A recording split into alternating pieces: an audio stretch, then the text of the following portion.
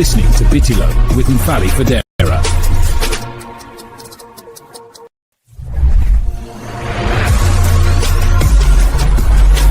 You're listening to Bitilo with Mfali Fadera.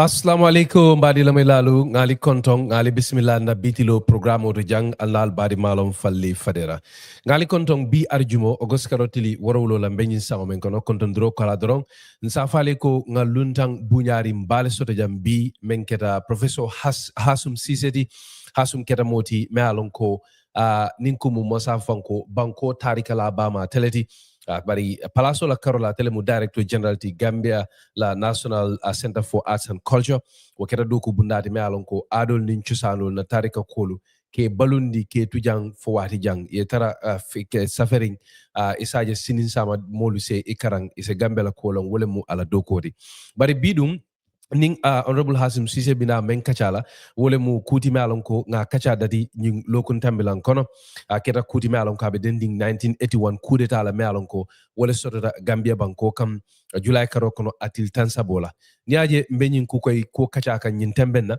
me yow sabu wole mu ko mbota July karo le kono ten atil tan sabola wo tambita til tan tan no comment wala tina we are continuing with this Kukoi series coming kamolu samanang mol men yalon ko la londo lukata je bake ise makoy ise ke mol men yalon ko ibe kolu bola molie nyoto kaje ko de ngadinka kacha nyin ko ne sajin salon men sodata na tariko la Carola ni ku ko tongol men yalon ko wolel be dending ku la men sotta banko kanjang nyato demanding mbe professor Hassoum Ceesay selendila bari kon kake nyamen na Bitilo kibaro do bari janimbo fo mbe kunto kibaro jibel sa fale ko bidum na kacha be sembele menna wole mu tubab county kaf me ko key personalities events aning key facts many alon ko wolel be dending attending Kukoi coup d'etat la men keta mol kun kilinalti many alon ko wolel bulata coup d'etat nyin kono kodo lu menu keta coup d'etat wato la aning ko kotangol many alon ko ke kibaro moy nadiata ala be dunawol be kono le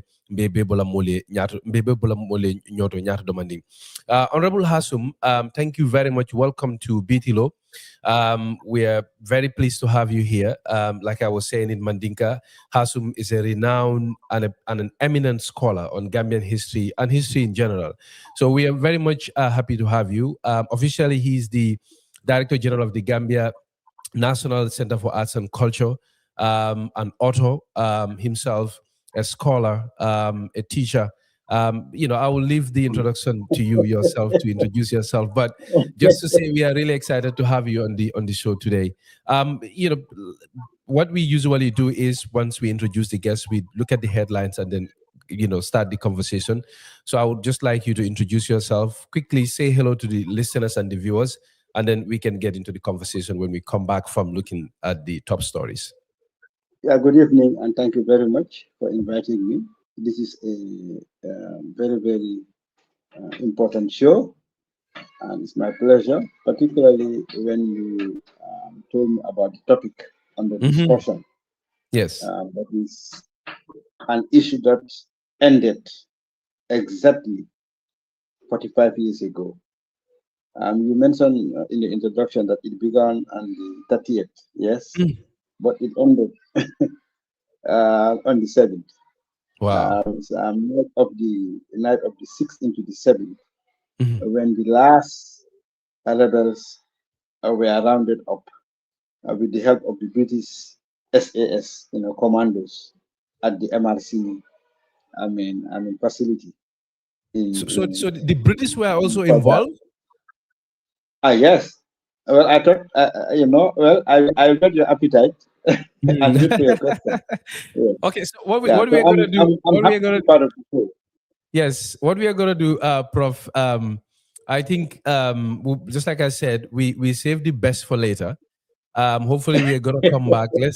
Let's look at the headlines quickly. As soon as we do that, then we can come back into the conversation. But thank you very much. We are pleased to have you. Thanks for creating time. Mbadingolu, kali amu nyameng wole mu honorable Hassoum Ceesay ka yajele mang dun kacha fon kono bara dati ka kolu fonye mamello hani tuba British solu iko England la Britain la special forces solu me ka famene ko di SAS iko they were even part of the kata kolu men keda kaje ko Kukoi na la molu bondi Gambia banko kan Hassoum fana ya itandi ko ako kudeta nyin Kukoi marata Gambia la tili woro wala nin kumu July karo mbeni August karo tili woro wala nyango men kono lemu 1981 sangola lemu Kukoi la kudeta kumfata Gambia kabirin tumo men na British or special forces or tata boy kan MRC. But all those things are interesting facts many alon ko mo lonu ñi ñon kata sifalun ke wuli wala kambay saje nga dinka kol kono nga kol karanga kol la many alon ko melon nun commando bari comme ka kinyamen kadaba ke drom nse jibe ke kunta kibaro la nga men soro mbo folo la menna wala mo kibar kandi kandoti men dundan kan jannimbe na ka bitilo dadi membe dending ñin coalition tax force mediation committee la katakol la men yalon ko lebe ke kan Gambia banko kan kaji ko de ye banko oppositional so nyokam kibaro le tan je ko soma sibito la e be tombon kela ele nyaton ko me yalon ko wala be e tambile nyato ka opposition party ko ngol bamwa koma yeben president Adama Barrow na la mansa kunda fe atani coalition tax force committee opposition party yol la nyin kata ko kono biri ya dati inim party jamal le ya dati nyola nim kum musa fanko banko oppositional bele bambute koma nung fo ning na cross of taraje na manke PDOIST aning NUP la min je dabo men nyaton kaya to malu bebe jele bari na raje ko de dolu nata bokko nyin kono le men bokko GDC men bokko UDP men bokko PAP ar kara fo PPP ñun be nata bo wo kata ko kono le bari wo nyama nyimmol men yalon ko lel tuta ata ñin coalition tax force committee la kata ko kono andu ye hamoytandi pourka ata ñin coalition tax force opposition kafo ñi nyaton kaya wolel mu Talib Ahmed Bensouda Esa Mbay Fall aning Esa Bokar Si aning professor Sidat Yafa kal nyabela na talo la te nyamenna a screen oto nimboroto karabake nga jibe ke kibaro do fana nga men soto jam me alon ko be den menna wole mu Mansi Hotel ti aning Imolan kibaro le tani je ko e ko nyinte menna wole le nyo samba kidiola kabin tumo menna atanyi Mansi Hotel e ko ye kamala do ko bundale ka fo me ko Imogam e ko la julo le be dundi wala menta da kanyam fo dalasi million muang anim fula ko kibarolu yaitandi nyamena kibarolu yaitandi je ko e ko atanyi kibarolu yaitandi je ko nyunu be nyo samba kan nyola kitiola wala kola ni Imogam dal hakilo bakan mentamu wala mu Abdoulaye Cham kera moti malon ko OIC hotel ko menyanta lola num OIC bengo banku nyaton ko la bengo parendo kamba gambe banko kan atele moti meyo ko ni nyaton kaya ko kibarolu yaitandi nyamena ateni Imogam ko la julole be dunding Mansi hotel ko la julole be dunding Imogam la ani nyi Mr Cham e ko be kafur ngata kanyam fo dola wuli kemesaba menta kanyam fo dola wuli muang dalasi wuli muang nimfula ko kibaro la tan nyamena nimboro dron nga jibe ke kibar la ngali kalam tan mem fanana nani kibatam lan kono membe dending so nyoko la men soto UMC ning NUP tema kibaro la tan je ko bengo sorotale Gambia banko kam nyi mofulolu UMC me nyatan kaya wole mu Talib Ahmed Bensouda me ye nyatan kaya ke NUP la wakera la min je daboti loya la min je dabo wol fanan sota nyokanne ila kafu dingo pati dingol fintita e sota nyokan wo bengotole ko kibaru la tan nyamena e ko Gambia Bar Association wolel dum ya tan je ko e ko Minister of Justice la deo ening ini kundala walioto membe dending Chief Justice Idrissa Emo Fall kola e ko kule mealon ko ay dew bakele be ñon ko makan sifal sata wala mo Gambia Bar Association la president wati e ka fay ko Nene MC Cham atudi me tandi wala mo ko ako itolu dumbe nyin ke kam menna menkere ye idi falla Chief Justice ya baydali lo menka akoy ba sembendi kan constitutional la anin kuma nyosoto kaytandi nyamenna nyinin ku ko tangol walel be kering na deta ale be kacha soto le mem fanam be denna wala nimboro do mbadi ngol iko PPP wali yobe walel tema katum PPP nyaton ko ring alfal nin kantie dol bejele men yalon ko wol ko ibe la kam president Adama Barrow le kan anala grand coalition ke fasa nyin karte finala bari PPP bulu kotembeje madi ke fali men nyaton kaya wol duye me itandi wala mu ko itolu da man bula wo kono wo sonyo ka men sodata NPP kan ko kibarul ya tan nyam wol fanan be waliring akamta ko APRC nata laban nyaming noto alliance ning fabaka tombo njada la karo akamta ko PPP fanana ko bina laban na wala nyama keba jallo na la multata la president adama barokam bari madike fal ako itol da man taraw kono nimboro nimmurtana ndoro mbadi ngolu ning professor Hassoum Ceesay sinadum kacha kono ngamen kerekerale bi membe dending Kukoi kudetala 1981 ko ngaitan dal nyaming ko ngaitan dal nyaming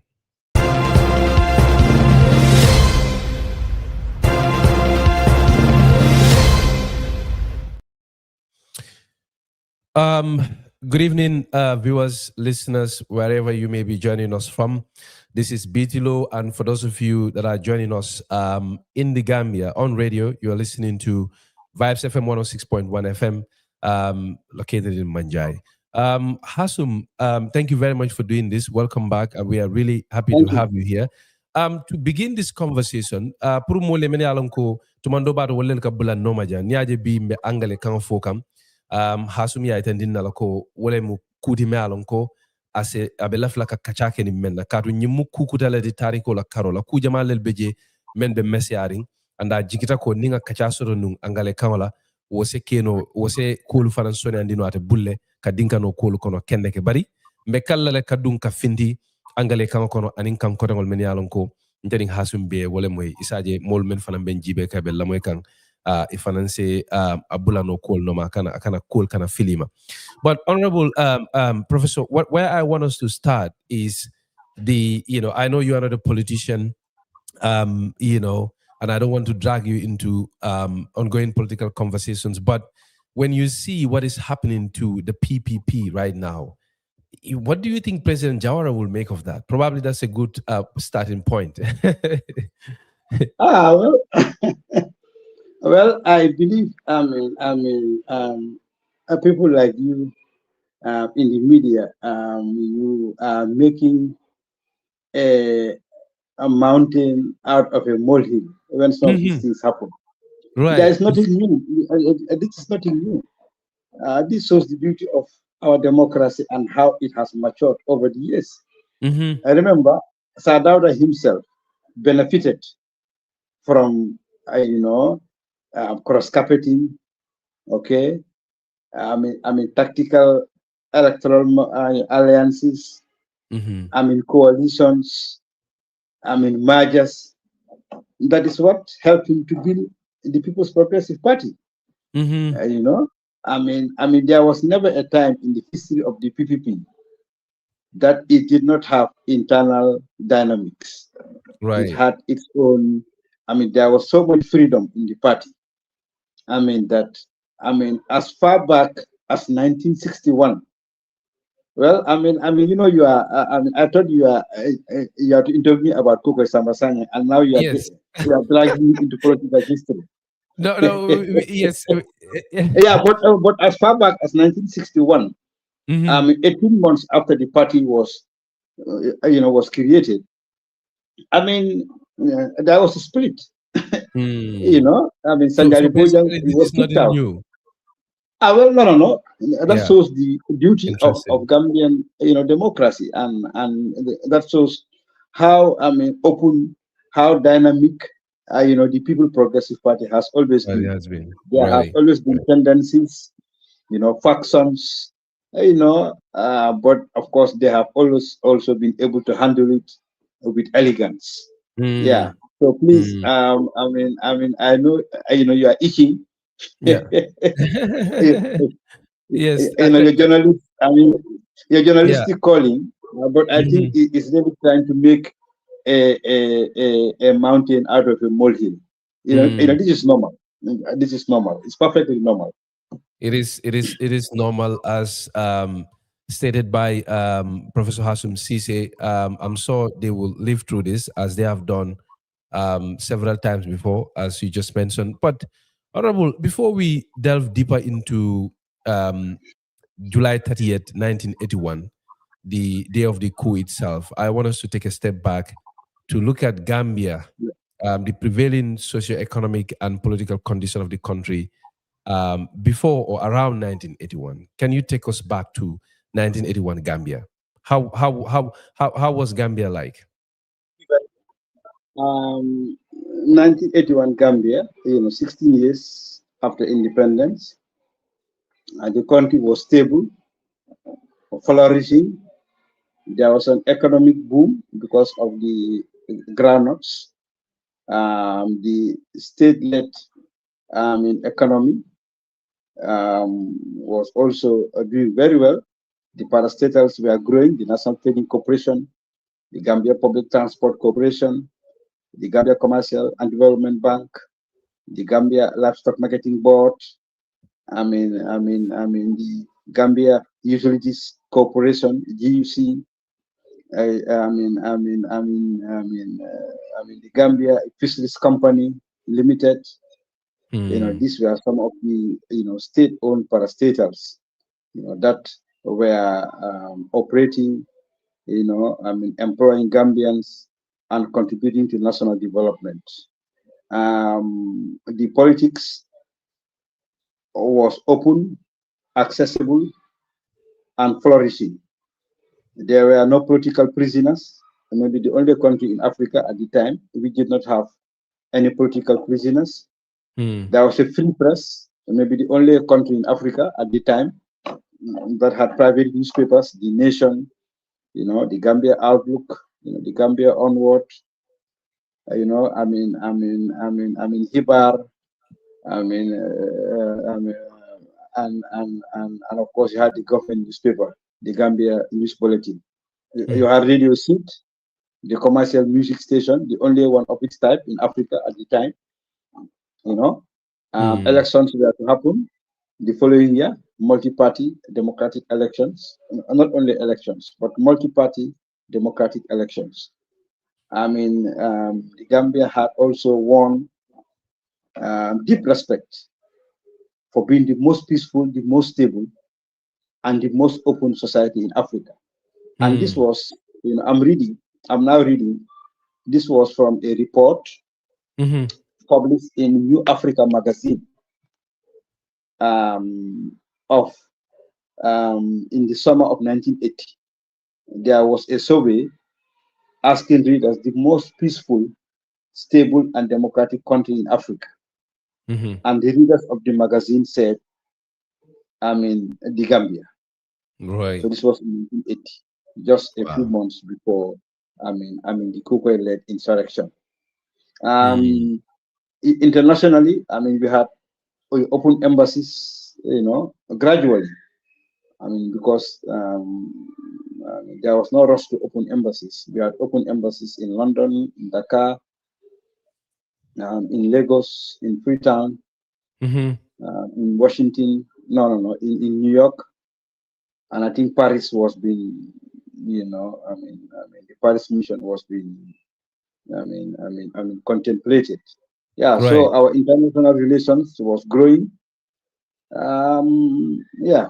So basically, Gambia of 1981 was a country at peace with itself and at peace with her neighbors, under the leadership of His Excellency President Alhaji Saleh Kerabai Jawara. Right. There was a lot of youth frustration. Yes, I was actually going to come to that. Okay. I'll allow you to ask. You painted a very glowing picture of the Gambia, both politically, socially, and economically. As you stated, all the political institutions were thriving when most of Africa was experiencing a backsliding in democracy and good governance. It looks like Gambia was on a very strong trajectory, because it was around the same time that a lot of countries in Africa were very much unstable. So, but how do we explain the armed revolution that Kukoi led? Because there were people who said, in spite of what you've just explained, there were a lot of discontentment as well. For example, I had a historian here as part of our series, and the picture could not have been starker. You know, they talked about how even though we had a semblance of democracy, but it was effectively, you know, a one-party rule. You know, people were disenfranchised. Gambia had no viable media houses to encourage debate and dissent. So, how do we explain the? How do we Please, explain the? please, Yes. we have to. I look at the historical facts and not Mhm. opinion. Yeah. Gambians were never disenfranchised at this Mm. time. Voter registration took place almost every 13 months, 14 months throughout the country to replace because the voters cards, were on flimsy paper, so they had to be replaced quite regularly. We had the NCP very strong, in opposition. We had independent MPs in the parliament. Mm. We had United Party, MP, at least an MP in the parliament. Even the ruling party itself, you had the backbenchers, very stubborn, very critical. PPP, backbenchers. Mhm. I know, like I'm Dr. S.K. Mane. These were uh, inside outsiders. MC Cham. Now and then when he's off cabinet, he became a strong critic, of his own government. Mhm. Yeah. The as far as governance was concerned, the country was thriving. And Mm. and there was an independent press. We need not spend more time on this because that's not the thrust of our interview. Yes. But the frustration, Mhm. there was, of course. There will always be frustration, always. Mhm. The frustration could have been, could be explained in twofold. Um, One, you have the extraneous, context. Mhm. Cold War. Yeah. Remember Cold War? Yes. You either have to be, with the West or the East. Yes. You had a lot of youths, because this is a free democratic country. In other countries in those days, in the 1980s, you cannot travel without the permission of the president. But in the Mm. Gambia, you had your passport, you travel. So Gambian youths were, leaving the country in hundreds, to Libya, to Spain, in search of, education, jobs, experience, and so on. You Mhm. know, So some of them, particularly those who, gravitated, towards Gaddafi's Libya, got exposed to his, radical theories, of revolution and, anti, capitalism and anti-West and so on. And Mm. these messages, reach home. Of course, there was no telephone, but people read, journals, sent out letters, you know. There was also frustration because not every youth, could get a job. Mm. Also is a universal, fact, So that was internal. So these were some of the I mean, reasons why, despite the, very, very significant, Mhm. strides that the PV government was making at the time in all sectors, Mhm. there was still an element of frustration, Right. particularly among the youth. And Mm. also, there was a very, very dangerous politicization of the Bakau Field Force Barracks. The PPP and NCP had turned the barracks, sort of into a turf, Mm. sort of a turf war. So you had a large number of the armed men, the armed soldiers, at the barracks. Divided among Infiltrated. the between PPP Uh, and uh, NCP. yes, yes, I think that was very dangerous, and I don't know Mm. how Jawar allowed that to happen, but that was also a very, very important factor to consider when we are Mm. talking about Mm. the Kukoi Samba Sanyang insurrection, because Okay. Kukoi himself saw the opportunity of this political, divide among the soldiers at the back of barracks, and he started to create cells. Subterranean cells, of course. Yeah. To tap into this. If you like, politicization of the back of barracks. And that also, we can accept that as also being, a factor. One of the But catalysts for the we event. should be careful. I'll just end with this sentence. Yeah. We should be careful in rationalizing, armed rebellions. As historians, sometimes we do that too much. Trying to rationalize And the to illegal. romanticize it as well. Well, in fact, you the journalists, you are the one who have led us historians into that. You start giving factors, reasons, causes. So we should be careful of that. And not to try to rationalize. Kukoi's insurrection. Even Kukoi himself believed in the democratic system. That is why, in 1977, he contested for the Eastern Pony, constituency under the NCP. So he must have believed, in the Gambia's democratic system. Which is why, he wanted to be a member of parliament, for his people. Of course, he failed. Well, but in politics, crime is the most important thing. I'm sorry for interjecting. We're going to come to that because I think that is needed to revisit the 1977 elections that Kukoi participated in, to put context to, just like you said, Gambia's open democratic atmosphere at the time. But what I want us to do, because this narrative that Jawara intentionally subjugated Gambians to ignorance as a form of control, is something that you see taking hold. They refer to the lack of a university, the lack of a thriving television station, media. I think you talked about that, although briefly, how we had newspapers that were thriving, but people were saying, when other countries had universities, centers of learning, when other countries had television stations to enlighten them and open their eyes to the world, Gambia did not have any of those things at the time. So can you help us understand what was Jawara's motive, or what were the reasons why Gambia could not have those centers of learning, television stations, and things of that nature at the time? The BB government under Sarara Kariba Jawara, did a lot to enlighten the Gambian population. And number one, Radio Gambia was the most successful radio station in Black Africa. Huh? You go to the records and see the amount of prizes that Radio Gambia won from UNESCO, from FAO, from ILO, okay?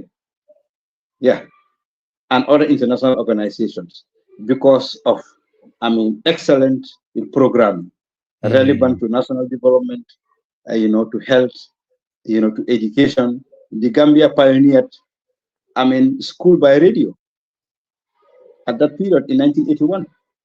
Some of us who were in school at that time, we did not have teachers, we learned through Radio Gambia. That was pioneered. It was a pioneer, program between Radio Gambia and UNESCO. And it was so successful, that other countries like Kenya, picked it up. We had newspapers, circulating. Secondary schools were being built, throughout the country, and that's why you have all these Pakalinding, LK,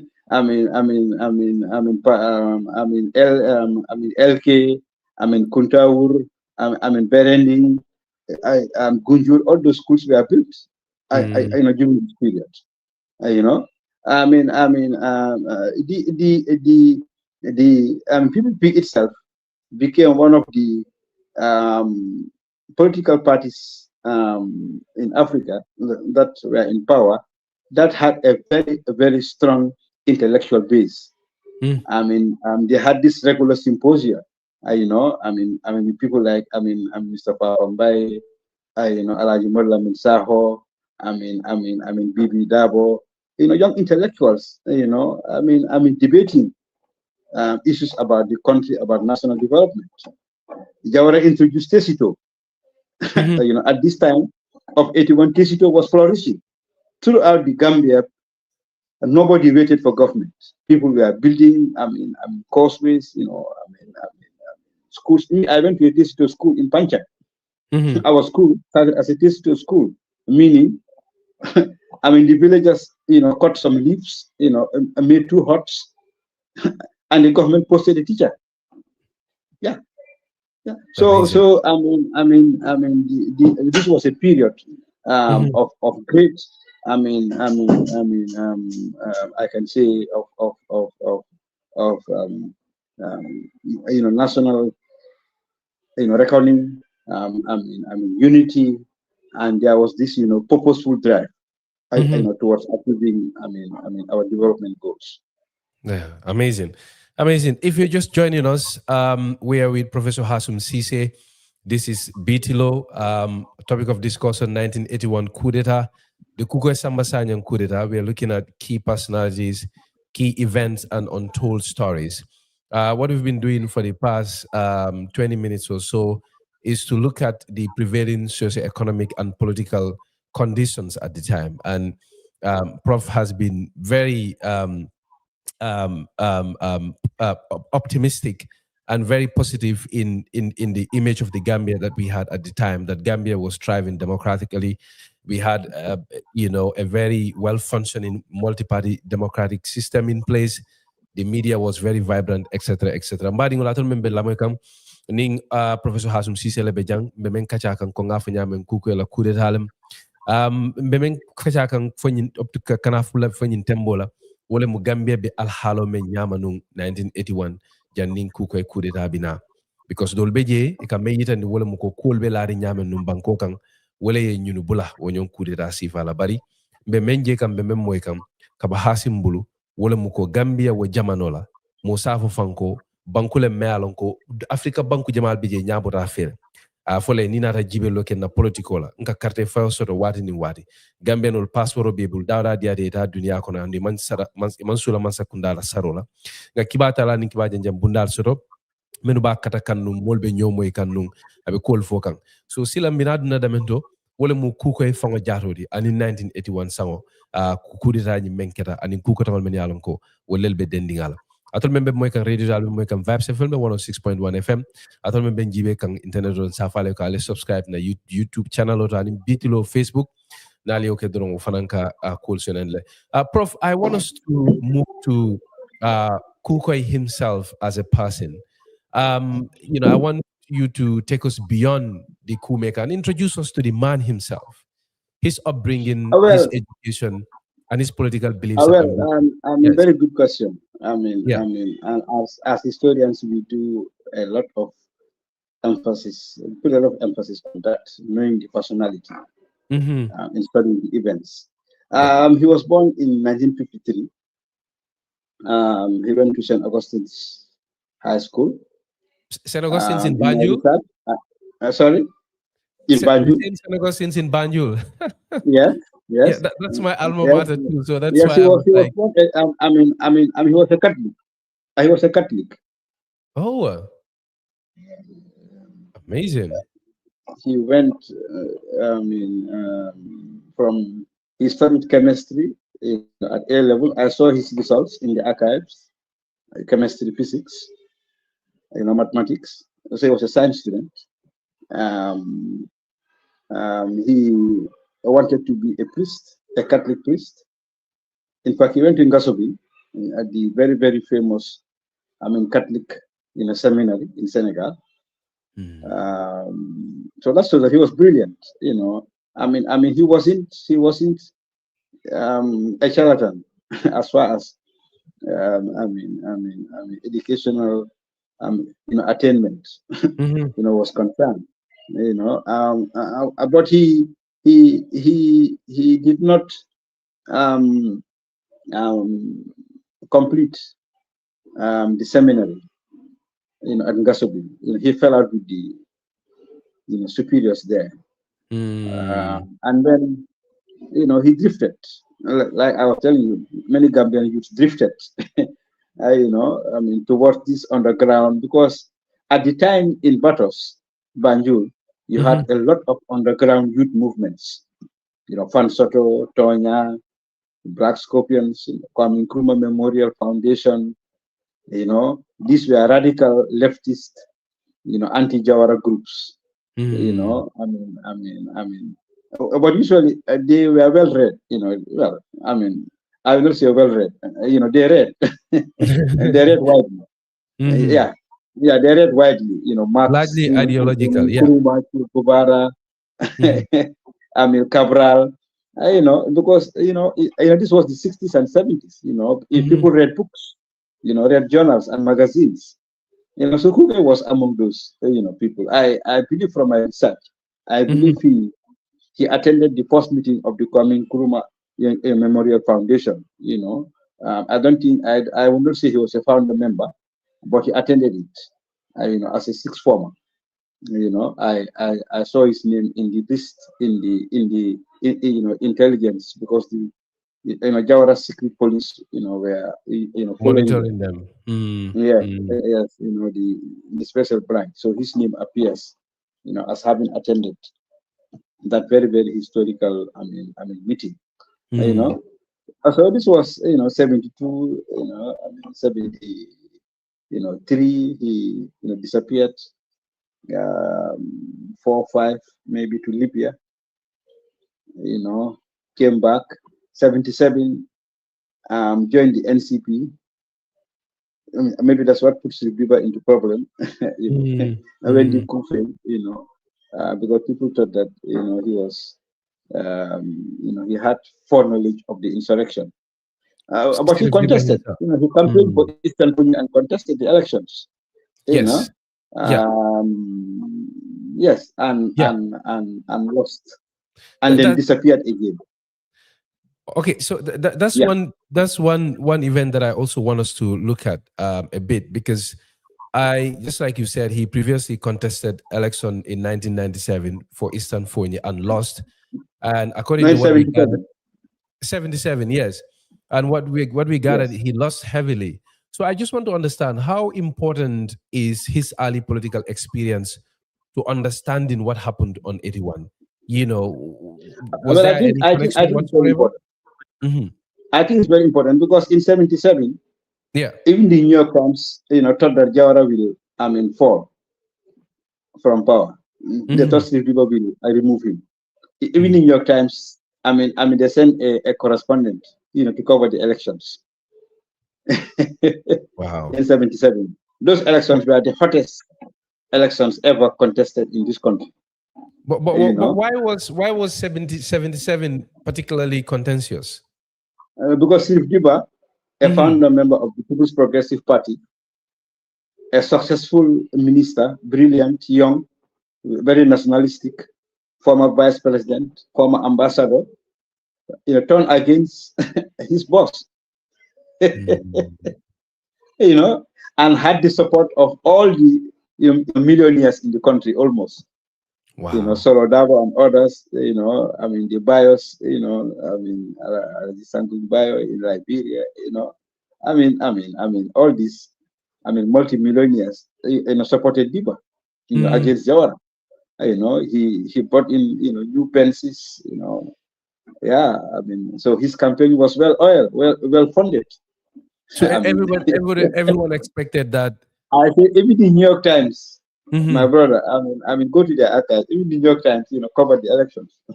Wow. So those were,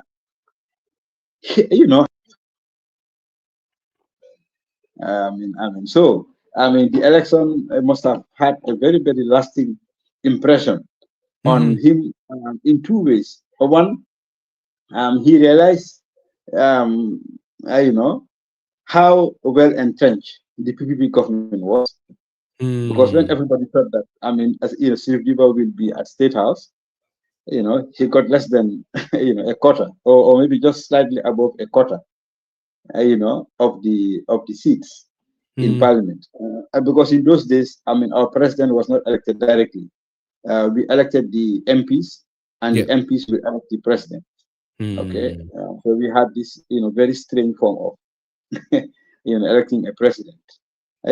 So I'm sure the impression he had was, wow, these people are entrenched. You know, so maybe that made him to start losing faith, if he ever had faith in the system. In the That system, yeah. maybe something else is needed, Mm. to dislodge, the PPP. Hegemon, Mm. so to say. Yes. So I think, those are 2 points worth noting. Yeah, Yeah. yeah. No, that's pretty interesting. The feeling that okay, these people are too entrenched. There's nothing we can do politically. Then let's resort to alternative means. Um, I think that also says a lot about the extent of democratic values that Kukoi may have had, if he had any, because he participated in a process. It was a democratic process. You will think that some they would honor the values of the people, but apparently it doesn't look like that. But Professor, I want us to I, because I, I want to say, Mhm. really, he was not a Democrat. Oh, he wasn't.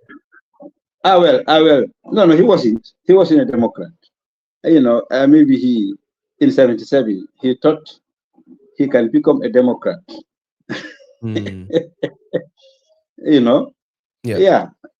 So, like you rightly said, a Democrat will believe in the verdict of the people, Yes. and try again and again and again. You Hmm. know, um, he aspired to be a Democrat. But he was never one. Mm, mm, mm.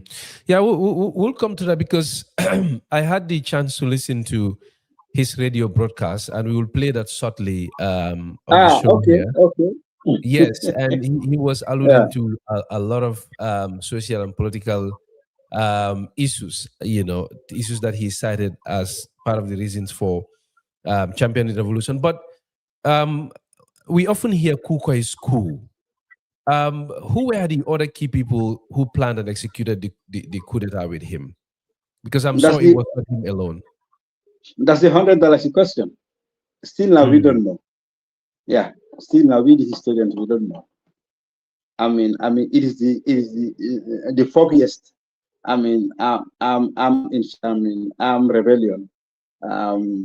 ever in Africa.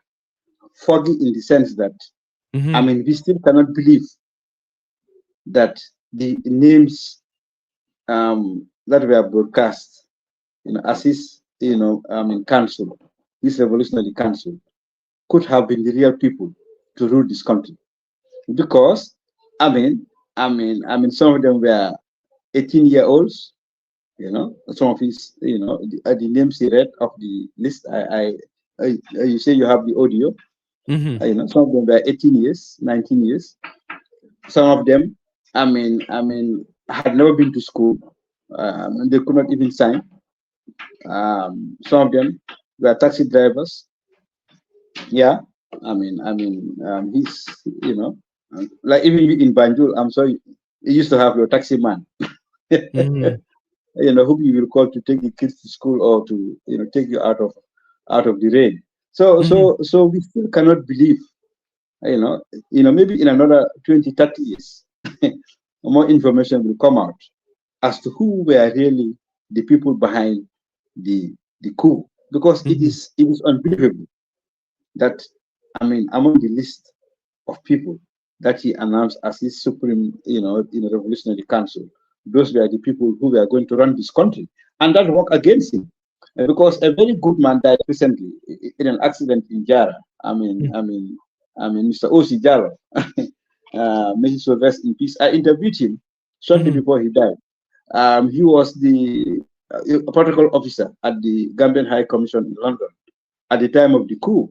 He mhm, told me, Hassan, when the news of the coup came, even some of us were a bit, you know, say, oh, maybe it's going to be better.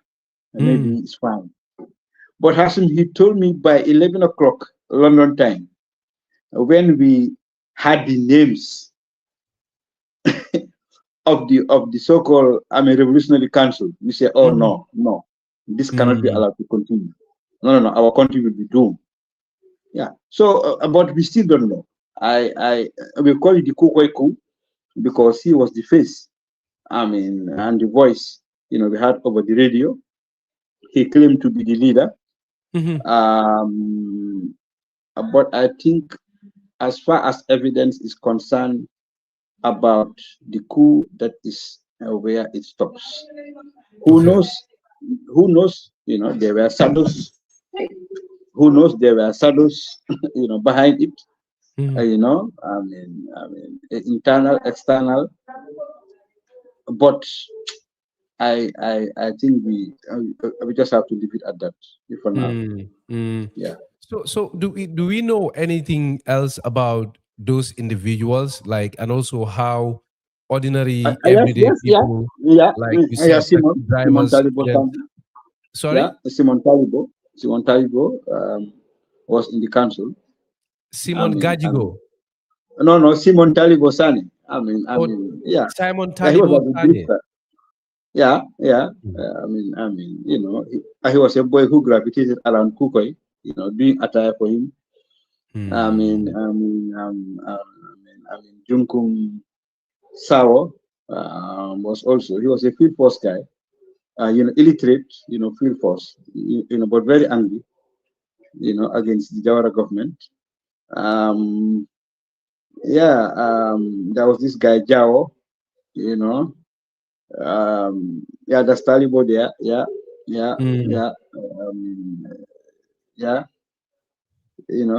The names he listed in the broadcast, apparently were quite different from those with whom he fled to Guinea-Bissau. So this this makes the thing even foggier. Because when he fled to Guinea-Bissau, he was surrounded by completely different people. Almost completely different, almost, I say. Not 100%, but almost completely different from the names that were announced over the radio. So, where the names announced on the radio, meant as subterfuge, to sort of create a cover, for some people who will later come. Personally, what do you believe? Do you really believe that the revolution that Kukoi led, he organized and executed, was entirely done with the help of these ordinary everyday people? Or do you think personally there are forces behind him who would have hijacked the revolution at some point? I believe there are forces behind, because I just still cannot believe that Kukoi, in his mind, would have allowed illiterate taxi drivers, drifters, field force officers, soldiers who could not even sign their name, because in those days you need not go to school to be a join field force officer. But who could those people be, in your estimation? Who could have been the political or the economic forces behind him? Well, we have one problem here. Sadaura never allowed a commission of inquiry into the 81 coup. He never allowed that. I don't know why. His cabinet, and I have the cabinet meeting minutes. I have the files. I was looking at them this evening before I came to this interview. There was a meeting on the 17th of August 1981, just after a few days, 10 days after the coup was crushed. And in that meeting, Justice Minister ML Saho wrote a memo. He read a memo. It wasn't a cabinet paper. It was like a cabinet information sheet. Right. Asking that a commission of inquiry be instituted to look at the cause and aftermath of the insurrection. Yes. And then 6 months later, I also saw the cabinet meetings. I think this was March 82. The same appeal was made, but no cabinet decision was taken. Okay? Yeah. So we are in the dark. Well, I don't believe Sirif Diba was behind it, because he was a Democrat. Sirif Diba believed in the multi-party system, because he helped to nurture it. So I don't believe he was the shadow behind Kukoi. Right. And maybe we should be careful not to see Kukoi as a stooge. Maybe we are also underestimating, because we historians, we make that mistake. We can underestimate agency. Right. Maybe he wasn't the fool. We want to make him off, or we want to make him to be. Yeah. Maybe he was really, going to be president, and maybe those guys around him, Simon Talibo and the guy Jawo and the guy Saho and the Tamba and the other guy, maybe would be put in the slammer at mile 2, or eliminated, or given some brand new car and asked to go home. And then he will have intellectuals, as ministers. And I say this because Kuko confronted Texcan near the museum, on the early morning of the coup, and this is in the treason trial records, which I have been he reading. confronted who? Sorry, I didn't catch that. Texcan was a famous intelligence guy, in the police. He was the special branch, very, very efficient. Kukoi came to Banjul in the early morning of 30th July, and he saw Texcan being arrested by the rebels. And Kukoi, came to the scene and said, and he was told by his rebels, Ankore, Kishigai Jawarai. And then Kukoi said, no. He is among the people we are going to need for our house cleaning. I'm quoting the court records, the treason trial, because Simon Talibo's treason trial record I was reading, So I said, wow.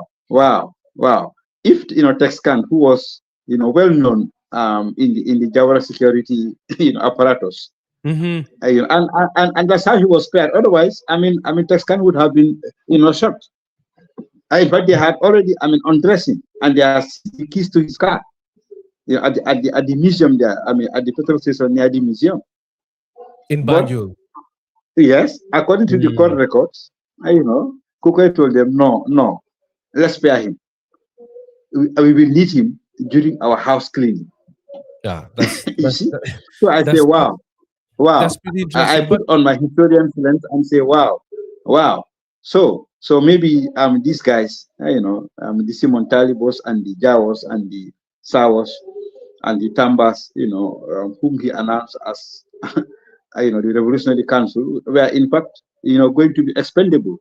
Maybe Kukoi had, a good idea of whom he was going to work with if the coup succeeded. Thank you. So, but do we know how Kukoi got to know these collaborators? Were they friends? Did they go to school together? Some of them they met in Foni, where he comes from, friends, schoolmates, some they he met in Talindi, he had some of them were his taxi drivers. He will send them on errands. When he's going to Wasadu, he will hire the taxi. They'll take him, and come back. Or when he's going to Somita, because he loved Bullock, Somita, and Wasadu. He visited those sites. He has Somita connections too. I don't know about connections, but in the records, in the treason trials, even during the week, of the insurrection, he Mm-hmm. he he he made several, forays into Samita and into Bullock. Yeah. Some of them he met. Some of them he met when he infiltrated, when Kukoi infiltrated the field force, Right. the army in Bakau. At the Bakau barracks, they were. Mm. He managed to, draw them into his plot. Some of them were members of Pengu George's, revolutionary, group, because Mm-hmm. Pengu George too had infiltrated into the Bakau barracks. He had, cells there, and because, Kukoi's sister or something was Pengu George's, Mindan, you know, there was also that nexus, Who was Pengu between George? Pengu George. Well, I thought you are going to ask me about Pengu George later. I think some people say he was the brain behind the coup. That Kukoi was just the poster boy. Right. But maybe I allow you to ask that question later. No, we can get into it because we are at the moment we are still Well, trying to Pengu George look was at. a, Go ahead. a, a very, very staunch opponent of Jawara. He was a businessman, but he got miffed, by Jawara because of the Matar Sar incident of 1973. And Pengu George, Aliuka, another businessman, and the producer and the manager of Ifang Bondi, the musical group, and Super Eagles. Um, they vowed to revenge, Matar Sar's death. And they said it openly that, we will revenge, those who kill you, we'll kill them, you know. Well, it took them 8 years, and they featured in the 81 coup. Pengu George Pengu George was had, from Banjul. well, yes, he was a businessman. Okay. Jibril George, about AKA Dr. Jibril Pengu George. A businessman, he was an angry man, very, very angry against Jawara and all what Jawara stood for. He hated the system. He hated the system. In fact, I don't know whether you are going to ask me about intelligence failure or not, but just before the coup, Mm-hmm. he had an interview with a good journalist, may he so rest in peace, Said Bakar, who was a PPP journalist who edited the Sun newspaper. And believe it or not, Pengu George said in that interview Mm-hmm. that I am going to overthrow Jawara directly, or I'm quoting, Mm-hmm. or I will sponsor for him to be overthrown. He said And that this was on the published. media. It was published in the Sun newspaper, edited by Said Bakar. I think it was August 10th or something, 1980. Yeah. One year before the He coup said it. d'etat itself. Yes, he said it, and nobody touched him, because he said there's freedom of speech, That's nobody arrested crazy. him. Even the intels didn't. I mean, I mean, calling for questioning. Just to tell you, how free, our society was at the time, Mm. and he made good his promise. But There's a lot of literature. do we really have any evidence linking him to the coup, directly or indirectly? I know you Oh mentioned no, that. no, no. He had a regiment. He commanded a whole. Well, maybe not a regiment. Sorry.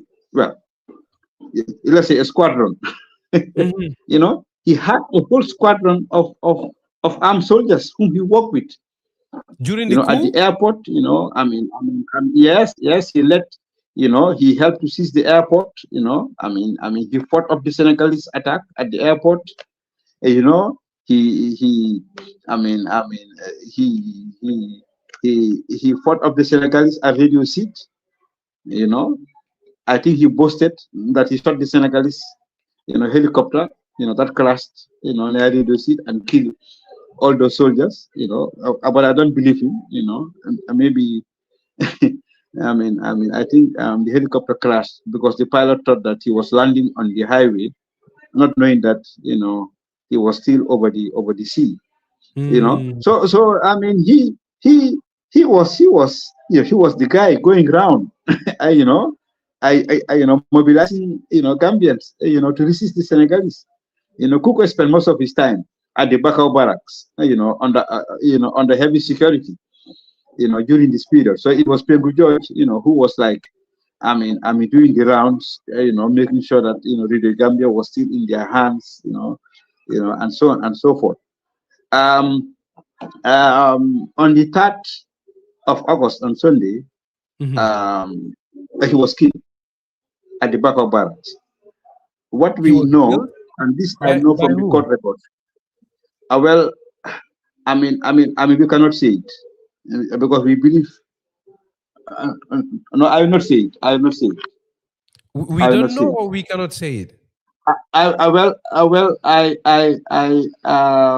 It's too sensitive. He was shot. He was shot. What we know from the court records is that he was accused of fomenting a counter coup. Yeah, to hijack the revolution, basically from within. Exactly, and when he came, into the barracks, some of Kukoi's men surrounded him. They accosted him. In fact, after a brief arrest, he was executed. But for this incident, I'm afraid we have to.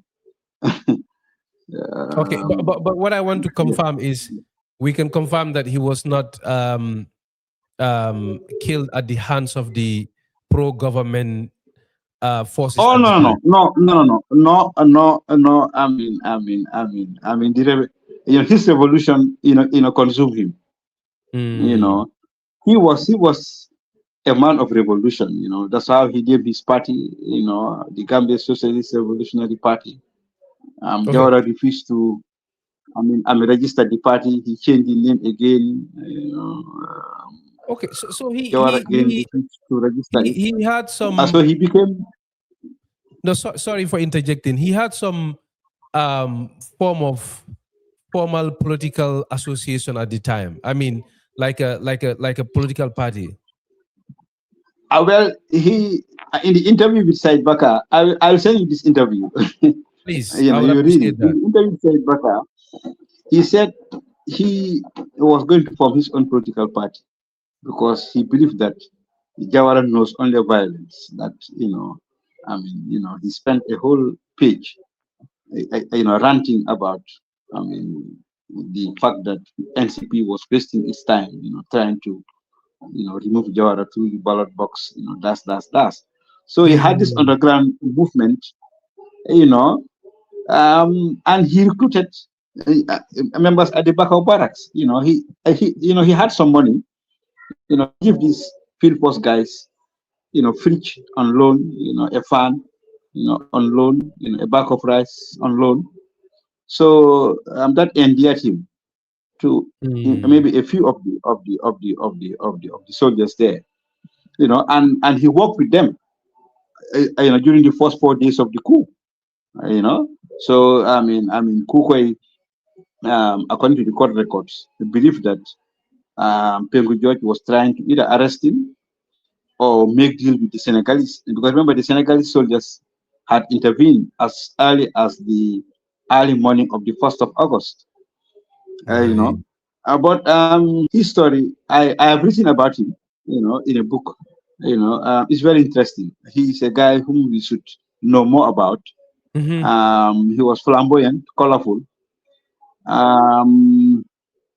If I may say, a miserable, revolutionary, but nonetheless, a guy who had very strong opinions about how the country should be run and what he thought was wrong with the country at the time. Thank you. Yeah. So, but still on Pengu George, or I think his name you said is Jibril George. Yeah. What do we know about his relationship with Kukoi? What I'm trying to get at is, did he see an opportunity on the 30th of July? Okay, Kukoi and his people, they've decided to take this initiative. Let us join them because I've been A very harboring good this for a question. while. I'll put you. Or was it like he was actively part of the planning process? Did he just take advantage A of very a good chaotic question. situation? A very good question. And this I will answer because I want to ask Babu Kargey, the journalist, may he so rest in peace, of News Citizen.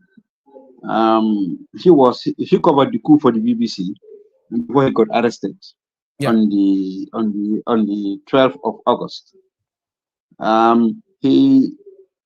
He told me, and this was at the News Citizen office, in Bakau. I'm near the petrol station. This was in 1994 because I was working for the paper, with Mr. Silla, the current, honorable minister. He told me that in his estimation, Pengu George paid Kukoi to do the coup. Okay? He told me that. Babukar told me. Babukar J of I also Citizen spoke FM. to, well, yes. Yeah. The late. Yes. I spoke to the late Ambassador Ibutal, who played a very, very important role, in having the Senegalese intervene. May his soul rest in peace. He told me Pengu George was planning to remove Jawara. Kukoi was also planning to remove Jawara. So you had two parallel attempts at removing Jawara. Okay? They would attend meetings together, planning. Okay? But after the meeting, each of them will have his own plan. I don't know whether you understand this. Yes. It may sound cryptic, but they would have, their secret meetings at Pengu George's house. Okay. But from that meeting, Kukoi will have his own planning meeting, and Pengu George will also have his own planning meeting. So both of them had their boys, their agents, in the barracks. Interesting. And both of them. So if you like, there were three things going on at the same time. Something to be done jointly by Pengu and Kukoi, whilst Kukoi also was planning to do something alone, and Pengu was also trying to do something alone. Right. Okay? And Ambassador Tal told me Pengu did not know that Kukoi was going to strike on the 30th. Because Kukoi told him that he was going to, his Marabu told him to strike on the 29th. The Marabu. But that was going to be the Laylatul Qadr. The prayer, because it was Ramadan. You remember, all the coup happened in Ramadan. Okay, please. Seasonality and in the rains. All the coups, even 94. All the events of 30th July to the 6th August, 7th August happened during Ramadan. And in the rains, this is important because even the resistance, which I know you will talk about later, the rains, what role did the weather play in this? But maybe that's a question for another, time. Yes. But so there were three parallel, events now. Pengu George doing his own thing, or trying to do his own thing. Kukoi Samba Sanyang trying to do his own thing. whilst both of them were pretending also to be working together to do something. Mm. Mm. So, Mm. so Ambassador But Mutal told me, do we have any idea how they got to know each other? How Kukoi and Pengu met? Did they attend well, the same Pengu school, was angry. or Pengu were was they in the angriest. same revolutionary circles? Do we have Yeah, any? yeah, yeah. Pengu was the angriest a man in town, in those days. I mean, so anybody who disliked Jawara, I mean, gravitated towards Pengu. He had shops, jeeps, Mercedes Benzes. He was flamboyant. A cool guy. Fatherly figure. With wives and children. Yeah, he was a good man. With strong opinions. Against the government. So anybody who disliked Jawara, wanted to go to Pengu George shop or house. Mm. But like I said, a relative of Kukoi was also working as a house help, in Pengu George's house. So the lady will smuggle letters, codes, secret, letters, secret codes, meeting places in Katong, on the beach, or in Pengu George's house. Yeah. So that's how they met, you know. That's how they met. Amazing. Yeah. Amazing. That's incredible. Surprised that not so much is known publicly. Well, at least by my generation about who this Pengu George was. But how old was he? In fact, I have done. I did a book recently. I profiled him there. I like him. He was a good man, and a good angry man. Yeah, yes, Yeah. yes. Well, it's I don't know how history will remember him. Well, Given the in my book, given as a the historian, I have remembered him. I have mm, remembered him in my book. mm, Um, mm. well, maybe I should allow you to, Do you? Yes. No, I was going to to say read. maybe we would come back to that later to look at the Yeah, legacy of 1981 and yeah, how yeah, Gambians should look at it. yeah. Was it an infamy? I'm sure a lot of people would say that, given the number of people that died, the casualty and things like. But we'll come to that in a bit. But just to my last question on Pengu George, I was talking about Sisi. how old I was mean, he? because in history we even look at seasonality. The fact that the coup happened in the tail end of Ramadan. That's what I meant. I said seasonality, and it was a very very rainy week. A very Mm. very rainy week. That's what I meant when I spoke of seasonality. It's important to look at these things because the rains were so heavy that like most of the times, the rebels would be, hiding in their bases, because you came out, your AK-47 will, get wet and maybe, and will be disabled. People Mm. were fasting. You can imagine in Ramadan in July, hot and humid, Banjul. People were fasting. There was no electricity. The water supply had Mm. been cut. So I want that seasonality aspect. To come out. Maybe younger historians, will Yes. also look at how could that have impacted on The the events of July on 34, the July yes, 30th. But how yes. old was Pengu George? What was his age range, if we know it, if we know that? Apengu, I interviewed the son. The son was a lawyer. He was my senior at Forabe College in the early 90s. Mr. George, may so rest in peace. He died not long ago. He was the what is it? He occupied a very very senior position in the judiciary. Mm, He told me just before he died that the father was born in 1931. 31. Okay, and died. Well, I debated with him on that, but because he was my senior at Forabe College, I would always defer to him. He told me the father died on the 4th. I said, no, no, no, my senior, your dad was still on the 3rd. We kept on debating this on the telephone. Mm. Yeah, about because it was so dark and wet. Mhm. People's uh, most of those who died, and their death certificates would only indicate the date that they arrived at the mortuary in Banjul, and that could have been 2 days, 3 days after they had died. Because Mm. the rebels were targeting the ambulances. The Red Cross were being shot at. So anyway, he was born in 1931 also and died on and was executed on the 3rd August 1981 at Bakau Barracks.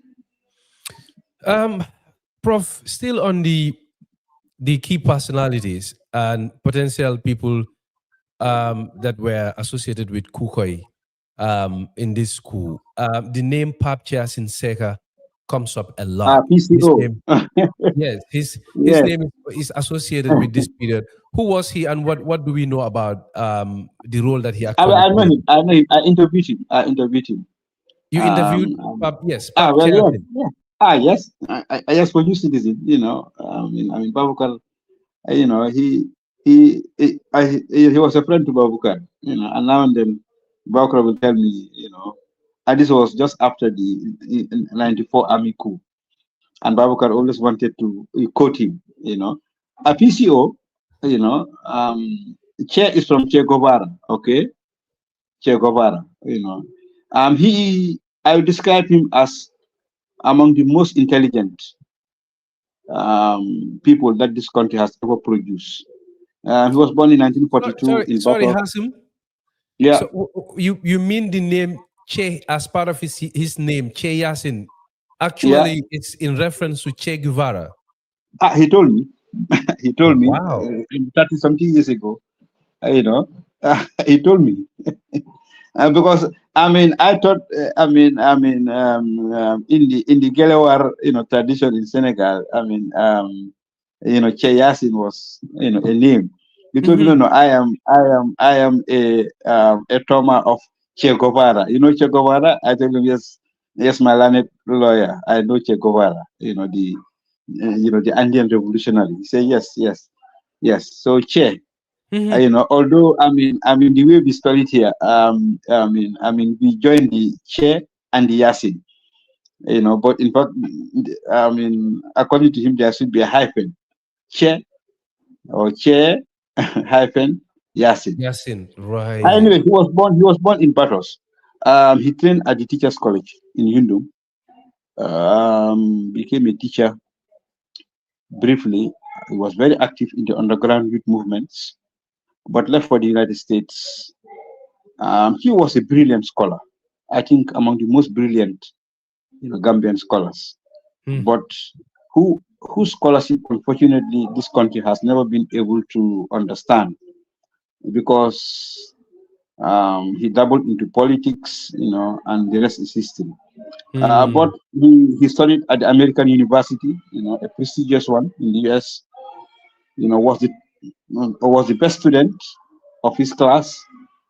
You know, had a master's and another one. I think in 1 year.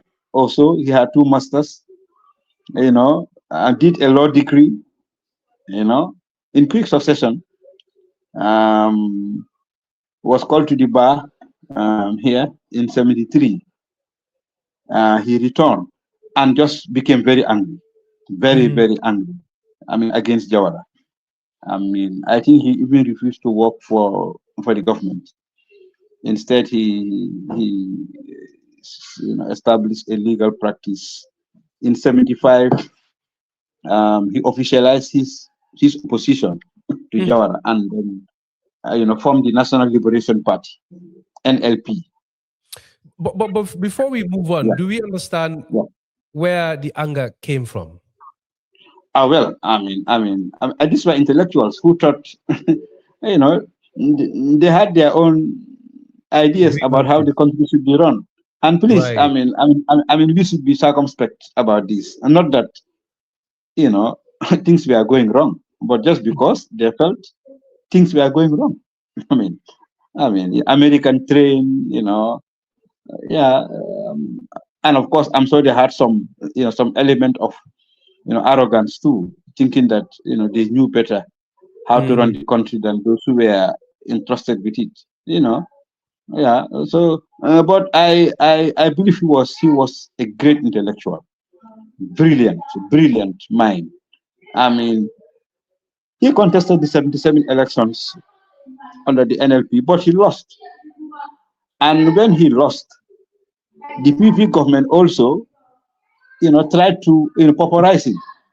I mean, he could not get any court. He What could did no the, what longer did the win any PP case in court. Sorry, I missed that. What did the PP government try to I, do? I will to pauperize him, to make him poor, All to right. punish him. Mm. Well, How did they do that? well, he never won any case, in the courts. He could no longer win any case. So all the many people who, whom he represented in court, ran away from him. This So was he ended up, after he contested against the PPP government. yeah, in 77. So he Mm. so he ended up doing the work of a solicitor, writing letters and deeds and things like that. And later, in fact, he was so much under pressure that he had to flee, to Sierra Leone. And I think it was there that he met Kukoi also. Um, yeah, and the rest is history. Yes. So, but just to understand, when you said the government wanted to um, make him impoverished, was it because he contested and he was now officially Because he opposed them. an opposition of Well, the government, and people were not yes, going to him with cases, or was the government actively, you know, he told intervening? me. Yes. He told me, and he told, Nana Gire Johnson, the Doyen, also in an interview published just after he was released. Me, I interviewed him a decade or so after he was released from Mile 2. But he had earlier told Nana Gire Johnson that because I opposed the PPP, I mean, all the levers of the state were Mm. arrayed against me. I my clients were coming to me and say, I am no longer coming to work with you, because you are opposition, so Mm. he will go to court. The magistrates, would expect him to do what they would have not otherwise expect from Other another people. a defense lawyer. So in the end, um, he became, you know, um, almost like an unwanted or an Like an unsolicited outcast, sort of. lawyer. Mm. So he had But wait, to, go into exile, self-imposed exile to Sierra Leone, yes. and I believe But that's where he met Kukoi. Yeah. that's where I even want to learn. The supposed meeting with Kuko and Sarale, what do we know about that? When did it Oh, happen? no, no, I don't think they met in Sierra Leone, Okay. but he said, he told me this. He told me this. I was a young reporter for New Citizen. Hmm. That he was taking his car to Dakar for repairs. And I believe him because he repeated this with Nana. He had earlier told Nana Gray Johnson in an interview, in a long interview, that came out in the early 90s. And Kukwe asked for a lift. So they had 3 hours, 4 hours, 5 hours in the car together. And Wow. Kukwe told him, I want to work with you to remove Jawara. Yeah.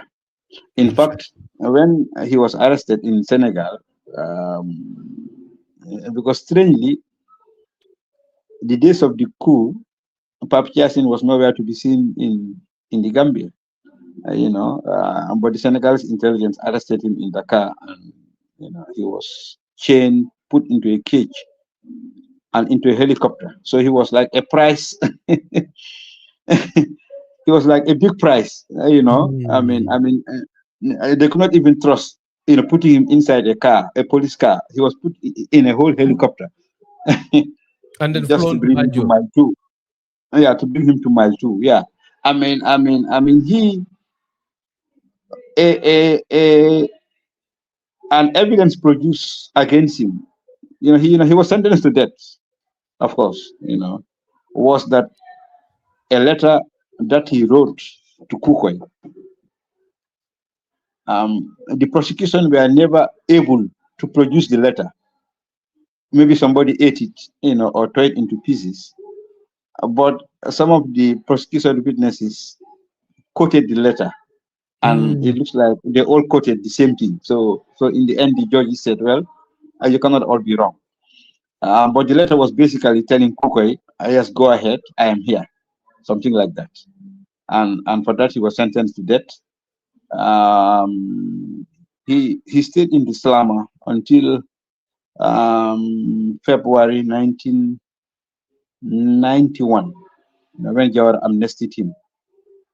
Earlier, Jawara had refused to have him executed, so he had commuted the death sentence to life imprisonment. But he ended up doing, 10 years, doing time, for 10 years. And he came out and resumed his practice, and later became a minister under Jammeh, Minister of Justice. He helped to create the July 22nd movement, and so on. And he was among the few people who boasted that he played a role in the coup. Yeah. Yes. Because when Jammeh came to power, he frequently appeared on Gambian television, doing interviews, admitting that he helped to plan the coup. He was part of it, although his name did not surface. So maybe now I'm answering the question that you asked, 35 minutes ago. Who were the invisible faces? Well, maybe he was one of them. Pap Chasin himself admitted to being part of it Yeah, and yeah. planning. Oh yeah, on Gambia TV. Now called yes, yeah. He did. Ibuwage, the late Ibuwage, interviewed him several times. Me. He didn't tell me that. Maybe I didn't ask, because usually I would ask him, quotes. He was a founder member of the, July 22nd movement. So he was good at rationalizing Jammeh's coup. Saying that it was needed, it was necessary. In fact, it was a logical follow up to what they had started with Kukoi. 13 years earlier. Yeah. So, but before we come to the July 22nd connection, potentially, what I want to ask is, did Pap Chasin Seka play any active role? Do we know whether on the 30th of July he was active in any way other than the planning part that he admitted to later on in subsequent interviews? Is there any historical reference to his active participation? I have interviewed people who told me one. Among the speeches, because Kukoi read so many speeches. Yes. Yeah, they said some of them were written by him. Yeah, because they said, they recognize his tone. If Father today writes, if I read it, I know this is Fali. Tone. You can deconstruct. Somebody's. Interesting. So, Yeah. Honorable, I want to say that I also I witnessed some of his public. I think he was involved in the 2006 abortive coup as a defendant, as a what is it called, defense counsel. No, he was a defense lawyer. He was a defense lawyer. Yes, he died in December yes. of 2011. He was a defense lawyer. Yes, I remember hearing his name on TV. Oh no, brilliant lawyer. Huh? No, a brilliant lawyer, a brilliant mind. Safadera. The Gambia. I don't know how we allowed this brilliant mind to not to have done much more than he did. In fact, the late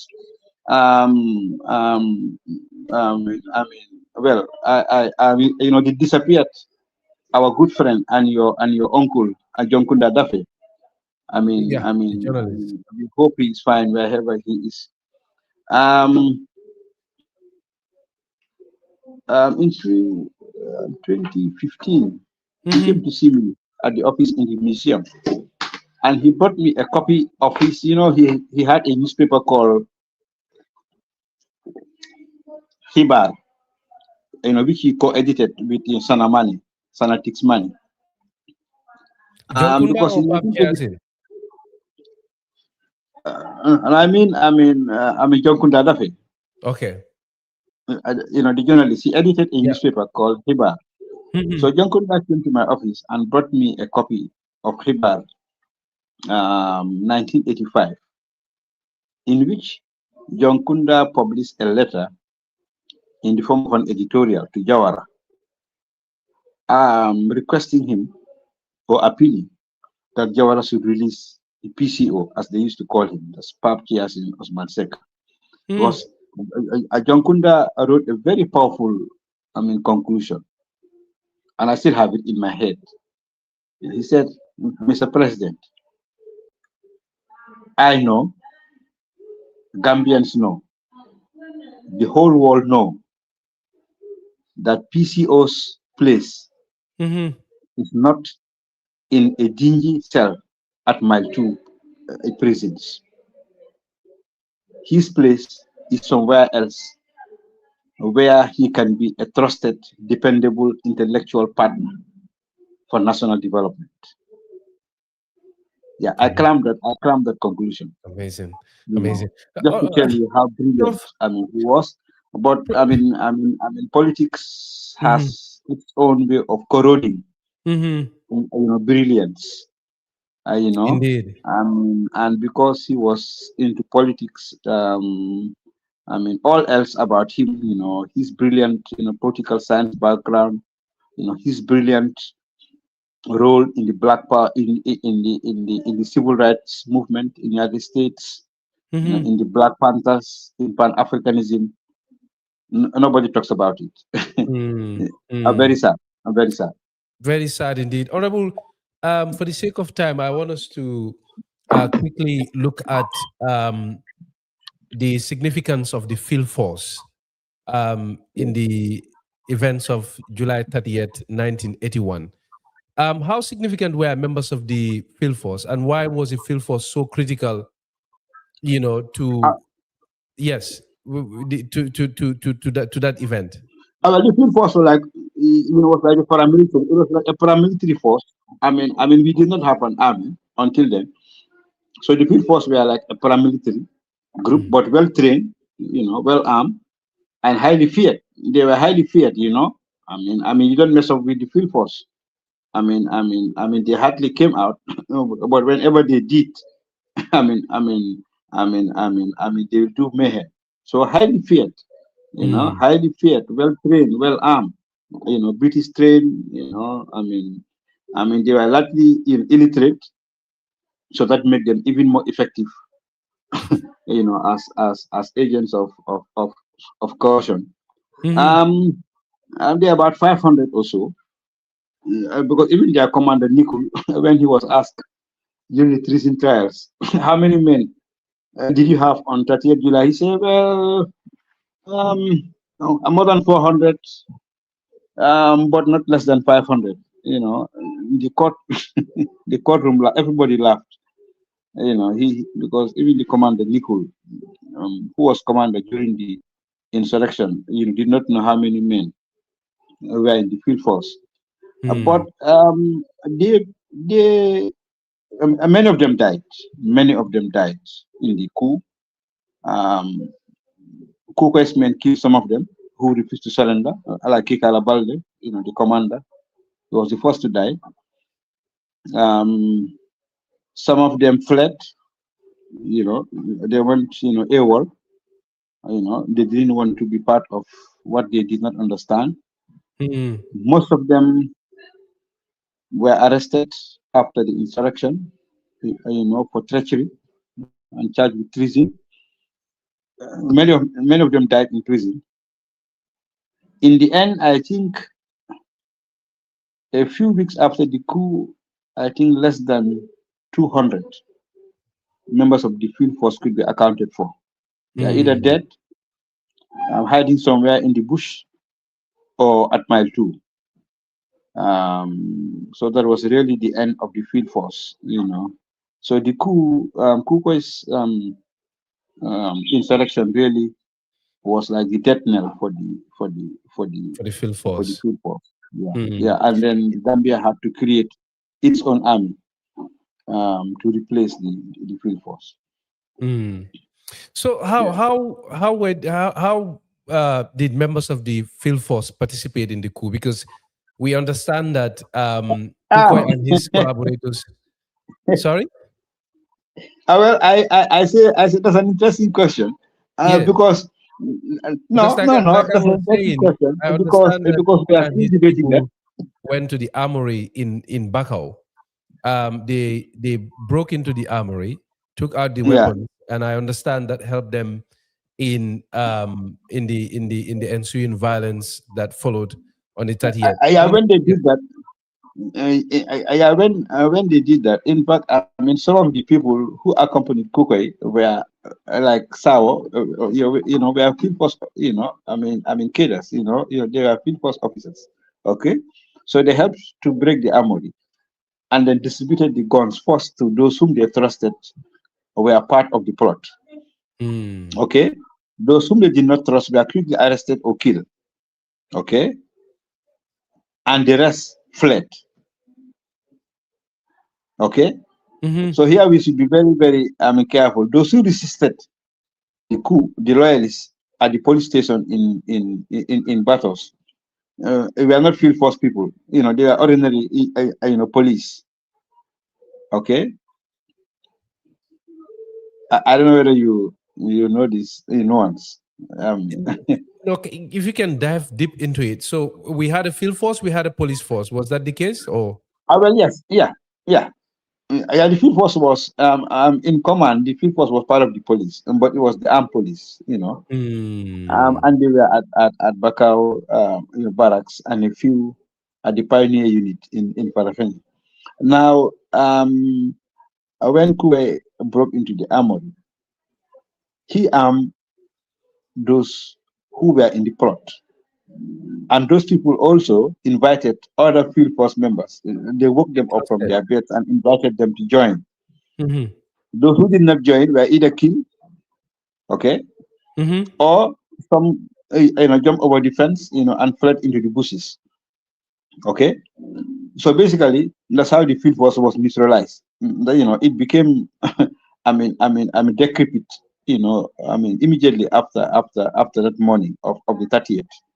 Okay, so those who really resisted, okay, Mm-hmm. were the police officers at the Banjul police station, and that's where you had the Mm. Jawara ministers, and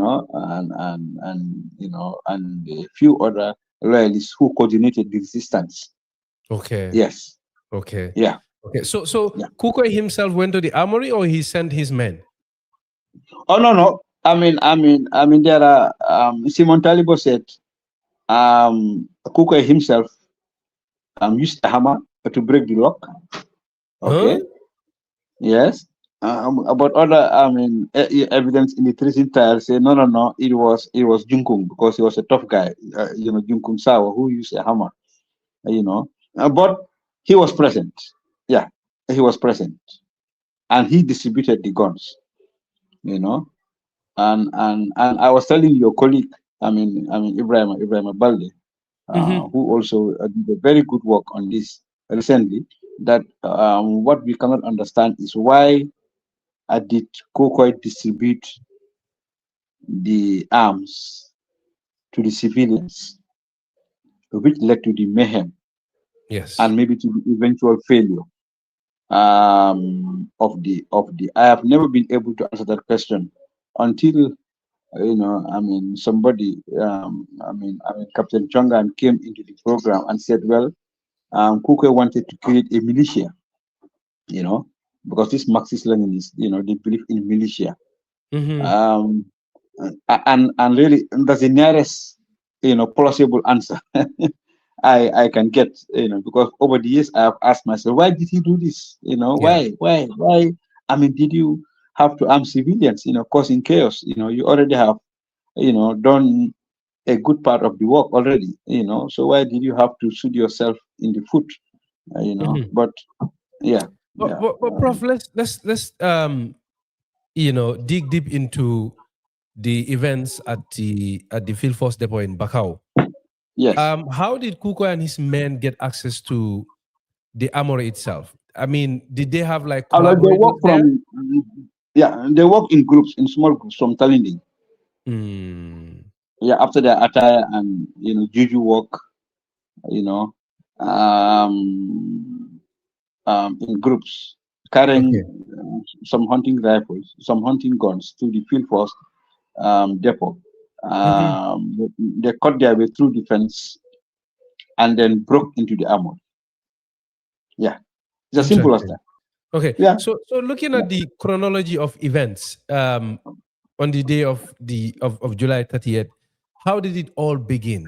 Did it begin at the depot, or did they start somewhere, ended up at the depot? Well, at Talinding, at their safe house in Talinding, they were there doing their stops, their preparations. Then they walked, in small groups. Okay. And then the Baka Barracks became the epicenter, of the plot. Yes, that's where the armory was. That's where the barracks, was. That's where they could get more people, to join them.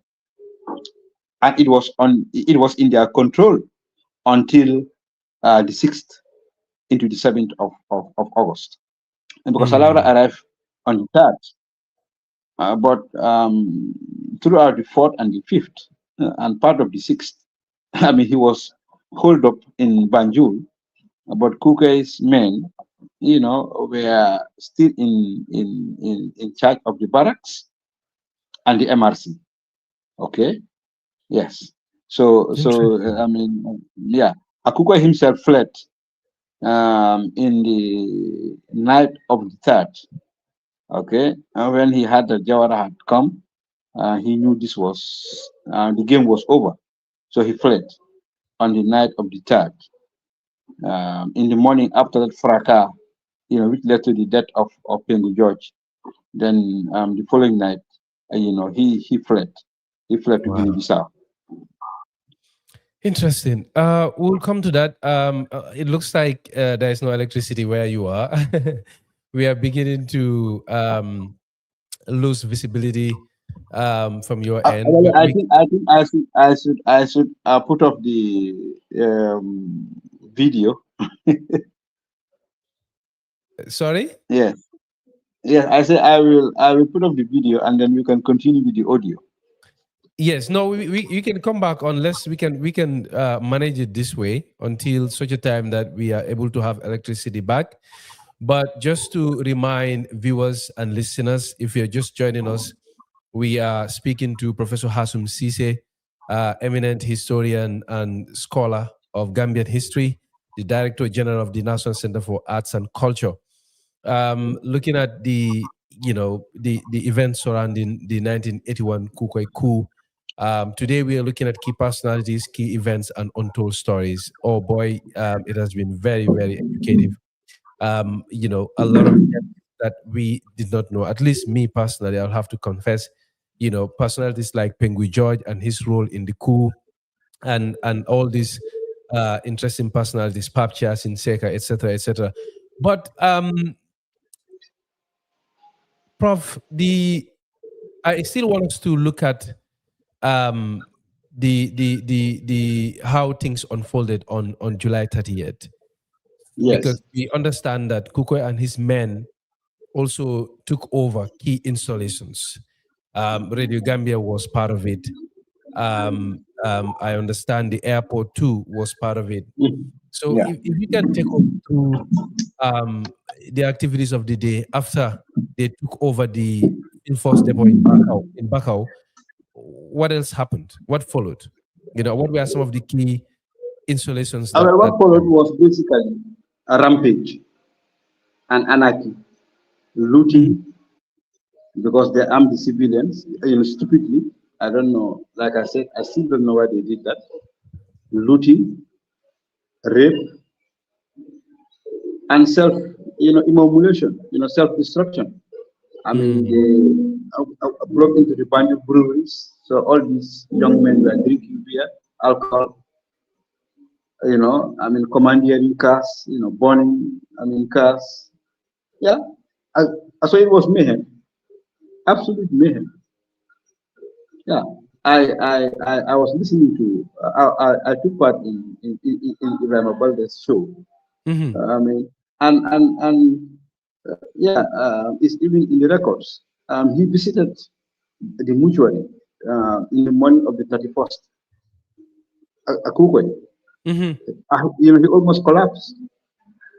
He asked George Gomez, the late George Gomez, whom you know very well. He was the hospital secretary.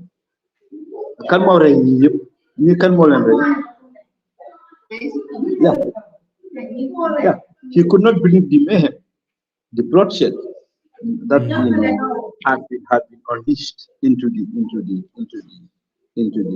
country, by his people. Yeah, and it's good for us to be historically correct here. Some of the, propagandists, say, well, it's the Senegalese who killed. No. I mean, the Senegalese, in fact, stopped the killing. They stopped the killing. Yeah. Most of those who died. Who was doing the killing, and who were they killing? Why were they killing? They look. They distributed the Kalashnikovs, to the public. I mean, they said, just bring your voter's card, and get a gun and ammunition. So, people use the guns, to settle scores. Randomly, recklessly. So many of them kill themselves, some got drunk, they see cars, and flipped over in the July rain, So the Senegalese came when the whole country had been looted, so there was nothing more to loot. And it looks like, hundreds had died already, because there was a lot of propaganda in those days that the Senegalese massacred, they killed. They fought and killed, rebels from the first, the second, and the third, okay, and fought. But on the 30th and the 31st of July, really, it was mayhem. It was like an internecine, mayhem. Gambian killing Gambian, settling scores. Somebody you quarreled with, a few years ago, or somebody, you just did not like their face. You go to their home, assault them, shoot at them, rob them, and rape. Yeah. So it was mayhem. It was nothing to write home about. Definitely. Yeah.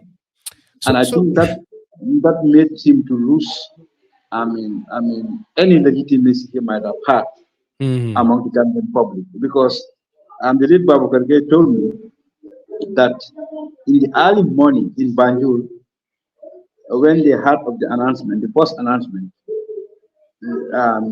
he saw some people jubilating. Yes, he told me. Yeah, he was on the news beat for the BBC. He also told me he was told that even in Bartes, in Serekunda, he also saw some people jubilating. But soon, by midday, nobody was jubilating anymore, because the carnage, had started. Neighbors turning on neighbors, friends. Yeah. Proliferation of arms. We are lucky as a country, thanks to the good effort of the PP government with the help of the Senegalese troops. All the arms were, collected. Recovered. Yes, recovered. If not, this country would have been swimming in guns. A proliferation would have happened, and that would have really been very bad for our security. But thanks to the good effort of the Senegalese and the remnants of the Gambian, security forces, all the, according to the records, over 890 firearms were recovered. were recovered.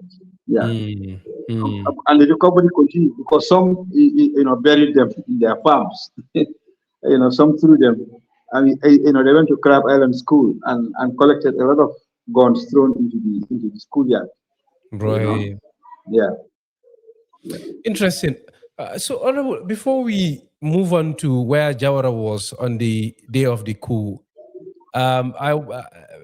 maybe we can do that because I wanted us to revisit some key personalities that may have played an important role, but their names don't come up often.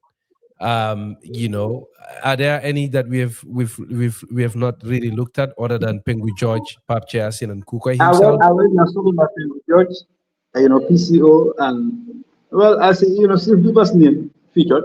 He Yes. spent 10 months in the slammer, but was freed. He was charged. He spent 10 months where? Where did Sirif Diba spend 10 months at? At Mile 2. Mile 2. At Mile 2. Okay. Yeah. He contested the 1982 elections in whilst at Mile 2. Had he won, he would have been a prison graduate from Mile 2, He had to win those elections. But that tells you just how good our governance system, have been. I mean, here was a prisoner, been allowed all his civic rights. That could only have happened in Gambia and nowhere else. So where was Saroda? Because we understand that Saroda was not in the country then. His absence, was it a coincidence? Was it part of their calculation? Well, he had taken an extended holiday to Canary Islands. He always went to the Canary Islands. Maybe to Lanzarote or to Las Palmas. And from there, he was supposed to attend. Well, in fact, he was invited. He was an honorary guest. The British loves are louder. He was their good friend. So the current king, Charles II, had invited him personally to attend. His wedding. His wedding. To Princess Adine. So he was in London attending the famous wedding. Famous wedding Charles, of Princess D and Prince Charles. Yeah. So that will lead us to what I know you want to ask next: the SAS connection.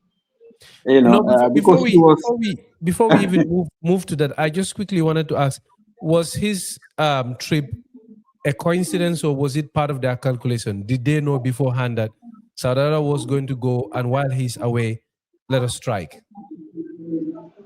Just from the Tricentennial evidence in the archives, just sort of Marabu business, fortune teller, Ramadan thing, happy thing there. Okay. Yeah, so maybe the Marabu said this, another Marabu said that. So Kukoi had to choose on a Wednesday or on a Thursday, the man, the cow results, this kind of thing. All these are in the court records. Yeah, what is clear is that Salada was away. Yeah. He was away. Yes. Prof, how did the public react to news of the coup? Do we know anything about that? I was in Panjam. I listened to it on the radio. Yeah. What was the public reaction like? A quietness, my good friend Dembo Party, will bear me out in this because we were together in Pancha, Demo Party historian. Yeah, Oh, we they are were there there. listening to the radio. At a Mhm. loss. We didn't know what was happening. Well, we knew later that an attempt was being made to remove Jawad. So everybody gathered around their radio sets, and the room of meal. But in Banjul, I was told by Babukar, may he so rest in peace, that people briefly, okay, Mhm. came out celebrating briefly and advertised. And he was a journalist on the move. He was covering every aspect of the insurrection for the BBC. So I Mhm. believe him. But I think by midday, everybody was now in fear, terrorized by the gun, toting, civilians. Mm. And Kukoi himself had to go back to Radio Gambia and say, stop the looting, come and donate blood. Can you imagine? By midday, Radio Gambia was saying, stop the looting, Mm. come and donate blood. People are dying. Wow. Just 4 hours into the insurrection. So all hell had broken loose. That's crazy. That's crazy. That's crazy. But what was happening at the State House then? Well, a very good question. Osman Bojan, and who was an angry soldier, very angry. He thought Jawara should have made him commander of the field force in Jawara peace. So he became disgruntled, was sacked. Kugwe asked him to seize, State House. Mm. He did so, but there was resistance, and he was killed. And that really dispirited, Kukwe. Kukwe felt very shocked by Commander Bojan's early death, because he thought Commander Bojan was going to be a very, very useful player in the plot. And he was Mm. killed so early in his team. So did they take full So control of the State House? Did they manage to do that? they never did. They never quite did. They were going and coming because people like Commander Tambojan and other snipers were having a very good view from the central bank fourth floor of State House. And they were taking out the rebels, in great number. Okay? Mm. Yeah, they were shooting them, dead. So, they only managed to exfiltrate the first family as hostages, but the rebels were really never in control. Yes. Yeah. So since you touch on the resistance, maybe this is a good point to look at that. Um, who were the people that led the resistance? Well, the IGP, General of Police, Inspector General of Police, Book. What Yeah. was his name? Abdullah Book. Abdullah Mbub. He was head of the special branch, the first Gambian to head the intelligence wing of the police. Yeah. Mhm. The famous Tambajan. Yes, the famous Tambajang, yes. Yeah, yeah. So, And I interviewed some other people recently who were there. Commander Mbai, but they were quite few. And then of course the vice president was there as a Mr. Kamara, foreign minister Kitty Jabon, whom I think you should talk to. He will have a good story to tell you about that. he's still Yeah. around? Well, yes, yes. Alhamdulillah. Yeah. There was resistance. They erected barricades. And anybody approaching the police station, was brought down, by sniper fire. That was how the resistance was able to keep the rebels at bay. Because if the rebels had overrun at the police station, Mhm. I think that would have been the end of the resistance, because the only resistance was at the police barracks. The airport had been seized, the radio station had been seized, the Bakau barracks had been seized, the Bonto, transmitter, so really it was basically the police station that was that has become the redoubt for the royalist forces. And this is why after the coup was foiled, Sadauda gave them a lot of money. Ordinarily, he doesn't give people money. But in this case, they got a lot of money. In today's money is in the hundreds of thousands of dollars in today's equivalent. Yeah. Yeah. And they are decorated, and promoted. So where was the central bank then? Is it in the same place that it is now in Banjul? Yes. The rebels briefly occupied it. But Tambajang, exfiltrated them from the central bank premises. Thank God it was never looted. They did not loot. Maybe Kukoi told them not to loot the central bank, because if they did so, their so-called revolution would have had a very, miserable start. Yes. So they went into the central bank. They took it over briefly. Well, it was in their control briefly. Yeah, but Tambajang and others, forced them out, and they occupied the fourth floor, and had a very good view of the city, and use it as a sniper's nest.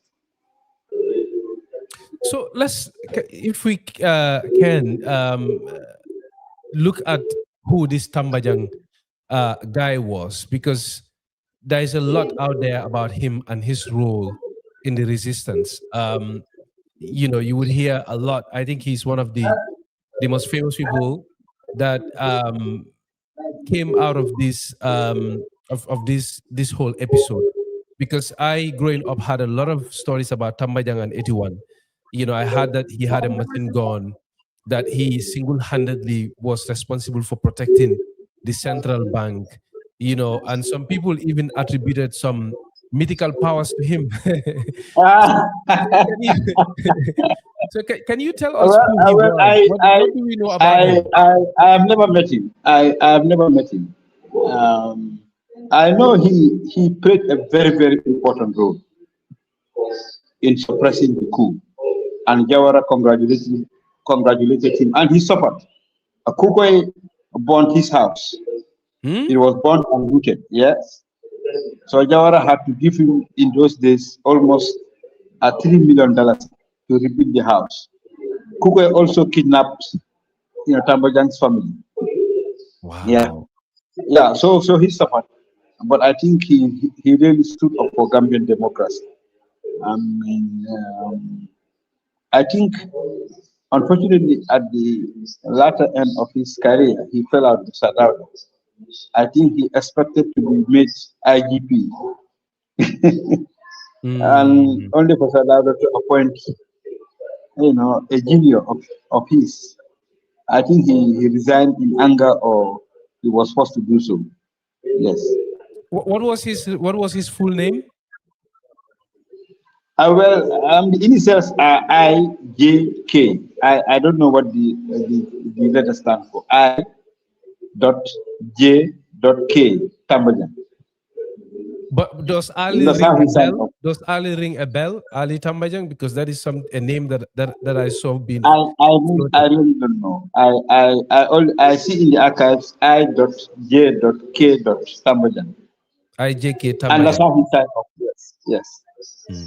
Because in those days, people prefer to use initials. Yes. Because the Tuba, did not want to pronounce our names. So he was a police officer. Oh yes, yes, of good ranking. Highly trained, highly respected, feared. Yes, he was really among the senior police officers. Who did very well to defend Gambian democracy during the insurrection. So was it true that he single-handedly was responsible for protecting the central bank? The operative word here is single-handedly, or did he have people that he was working with, people under him, and he was more or less like the I don't commander? think he had people. I mean, how could you have had people to work with? I mean, there were at least a few people. Some were, manning the barricades. Some were inside the police station. Using sniper fire, and it looks like he was at the fourth floor of the central bank. I mean, if he had help, it must have been one or two people. I think we really have to see him as a one-man army. Huh? Yeah. Amazing. Amazing. And maybe after the program, some people who know this better than me I will call you, and maybe they can give us more information about him. Mm-hmm. Yeah. So do we know where he hailed from? Was he also from Banjul or? I don't know. I don't know. I don't think from Banjul. But I mean, I hope all these questions don't do anything to remove the fact that he was a hero. He was really a hero during that very, very difficult moment for Gambian democracy.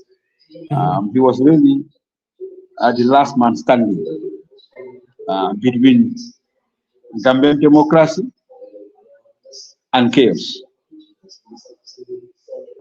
Wow. Interesting. So you mentioned that Kukoi burned his house down. Was it out of frustration? Well, they wanted him to surrender. I mean, they wanted him to surrender. I believe if he had surrendered, I mean, the rebels would have had, a better control of the situation. His house was burned and looted, and this in the records, please. This in the records. All this we have. I mean, he was. I saw his check. They wrote out a check for him. A lot of money. I think he was given. He was given. I think. I will have to check this. If my back was near me, I would have processed this. He got close to $100,000. In today's money, that's like what? 5 million. Amazing. In compensation. Yeah, because they are compensated all those security people. Like people, the prison, police. Some of them were wounded when the prisoners, broke loose. On that day, some of them lost an eye, some lost a tooth, some lost arms, legs, and they were all compensated. Yeah. So you mentioned that his family was kidnapped. Do we know what happened to them? Yes, Ibrahim Abalde show yesterday. He mentioned that his mother was forced at gunpoint to make a statement over Radio Gambia, telling his son to lay down his arms. Yeah, to surrender. Yeah. Yes. So did he did that happen? The mom actually sent out the message? Come on. Fadela, that did not happen. He kept doing his sniper fire, and kept the rebels at bay. Well, he may have lost some nerve or two, hearing his mother. Well, maybe he did not even have a radio to hear his mother appeal to him. But I'm sure he must have had some inkling that the family was in danger. He must, he could have lost a nerve or two, but he kept fighting. Yeah, he kept fighting. So on the question of kidnappings, we also heard that Jawara's family was kidnapped. Was that true, or were there any members of his government, senior members of the government? That was another. That was another stupid. I said that was another stupid. Decision by Kukoi. None of us can understand why he did so. Using civilians as human shields in today's world, he would have been charged for war crimes. You know, I mean, he kidnapped, Sanjali Bojan, the respected chief of where I am here in Birkama.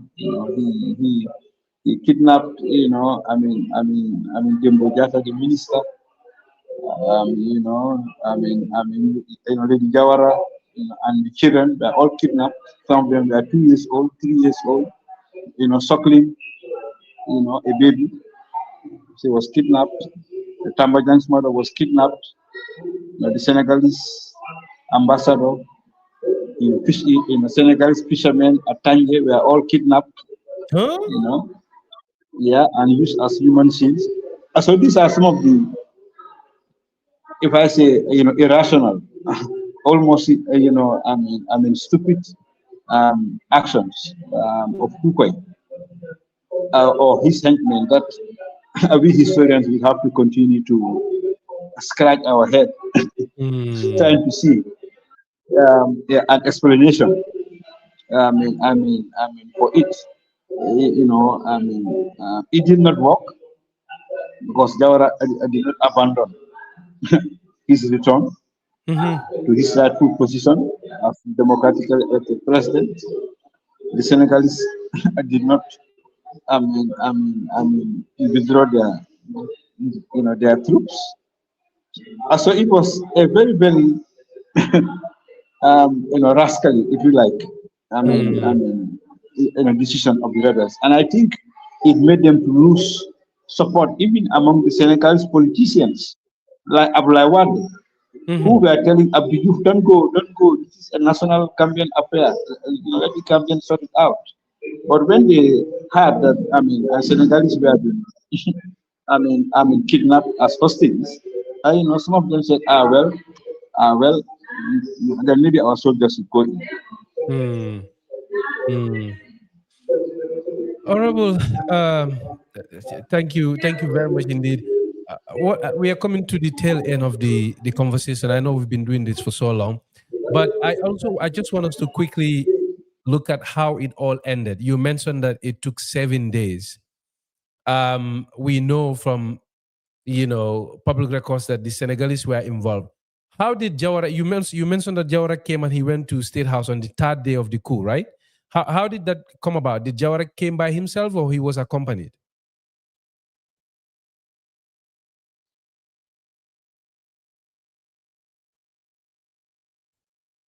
Your mic is on mute. Can you hear me?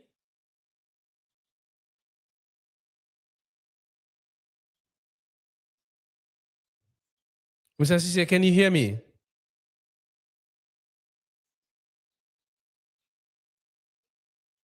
Your mic is on mute.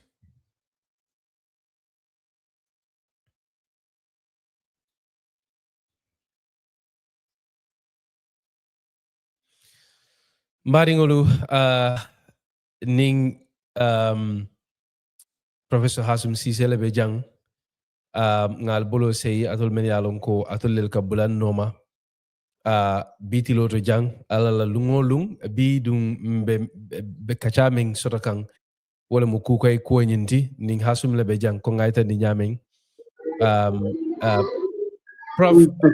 Yeah, I was saying that he arrived on the 3rd. Yes, he arrived on the 3rd, in the evening of the 3rd of August. Yeah, he arrived back on July 31st, via Paris.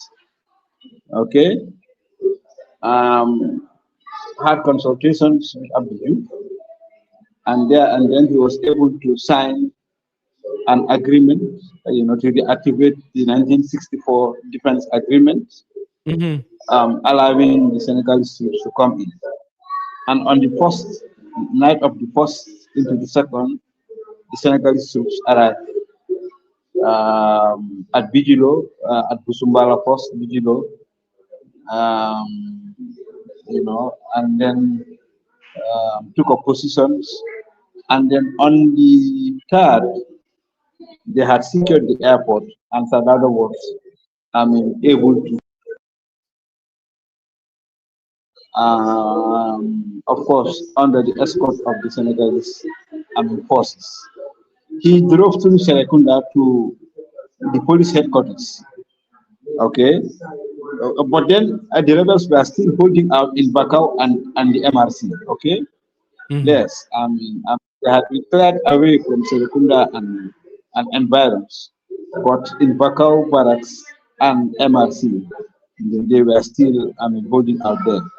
So Sadauda was accommodated at the Senegalese High Commission in Banjul. It was just next to the police station. Yes, and that's where he used as his, Castle General, so to speak. Yeah. Yes. So he did not go straight to the State House. Oh no. Well. It took him a while. They had to demand. The Senegalese army sappers had to come in and make sure that there were Sweep no the place. lingering. Yeah. Grenades or bullets or explosives. No, it took a while. It took a very long time for him. Do we know how he entered Gambia? Because my thinking is at the time the rebels had taken over the airport. So how did he come through? No. They had been forced out of the airport on the 2nd. Oh, okay. On the 2nd. In advance of his On the landing. 2nd. Yes, the rebels had been kicked out of the airport by the Senegalese paratroopers. On the 2nd, the airport was cleared for landing. Yeah, on the 3rd. So his helicopter landed at the airport, not anywhere else. And there was even a welcome party. There was even a welcome party led by the Vice President, Hassan Musa Kamara, and a convoy. Through the wet streets of Turkistan and Serekunda Mosque, Serekunda Market. He wanted to tell the whole world, I am back. Look at me here. Look at me here. Amazing. Yeah. Thank you very much, Prof. We have a lot of people watching, and interestingly, we have people that are old enough to remember the day, and they are also sharing bits and pieces of. Yeah, that was the triumph of democracy. Yes. I want us to see that homecoming. Yeah. Unfortunately, Senegalese television was here to cover it. Yeah, I have somebody who is watching right now, and he said, "I remember." Yeah, I said Senegalese television, covered it. It was a triumphant return, and a very bold statement that Gambian democracy is strong. Interesting. Mbariolu network ko be lafakan jamfa silang cool be suliro be sutia kan tonga nyama bari mbe fenda kacha ka dula la kacha kan je dula me alonko akumara bake interesting indeed bari sambi drong ba kumfa kan be fokan num prof wala muko ngamol sutele men alonko ben jibe kan iba sere ya kan dolbe je ya kalamuta dobe je akate ya hakilo bulata kabintumo men na Radio Gambia to akaya moy molebe diamu kan iko tamba jambama ka fuko fendale be comme fenda ngamela to mo wolde wolebe diamu kan. There is somebody who is attesting to that, to the fact that they had a woman on the radio who called herself Fenda, I think referring to herself as the mother of Tambajang. But alalla alinyinin karolu parendi. I think there are a lot of people also. Does this Tambajang had any connection to the former vice president, Hassoum? Do you know if they had any connection? Well, I was going to ask you. I don't know. I was going to ask you. But a lot of people in the comments. You are the journalist. No, I'm the student. You are the journalist. Well, we will definitely look into that angle. Like I said, a lot of people are saying probably there is a connection there to look into it. It's a lead that we will follow to see whether it will lead anywhere. But just to conclude the conversation, I know we've been here for a very long time. The Senegalese came; they were part of the effort to restore peace and security, law and order in the country. but you also mentioned the SAS, the British Special Forces. What role did they play? Can we zoom in on that, and perhaps maybe we can draw the curtains on the first part of this conversation?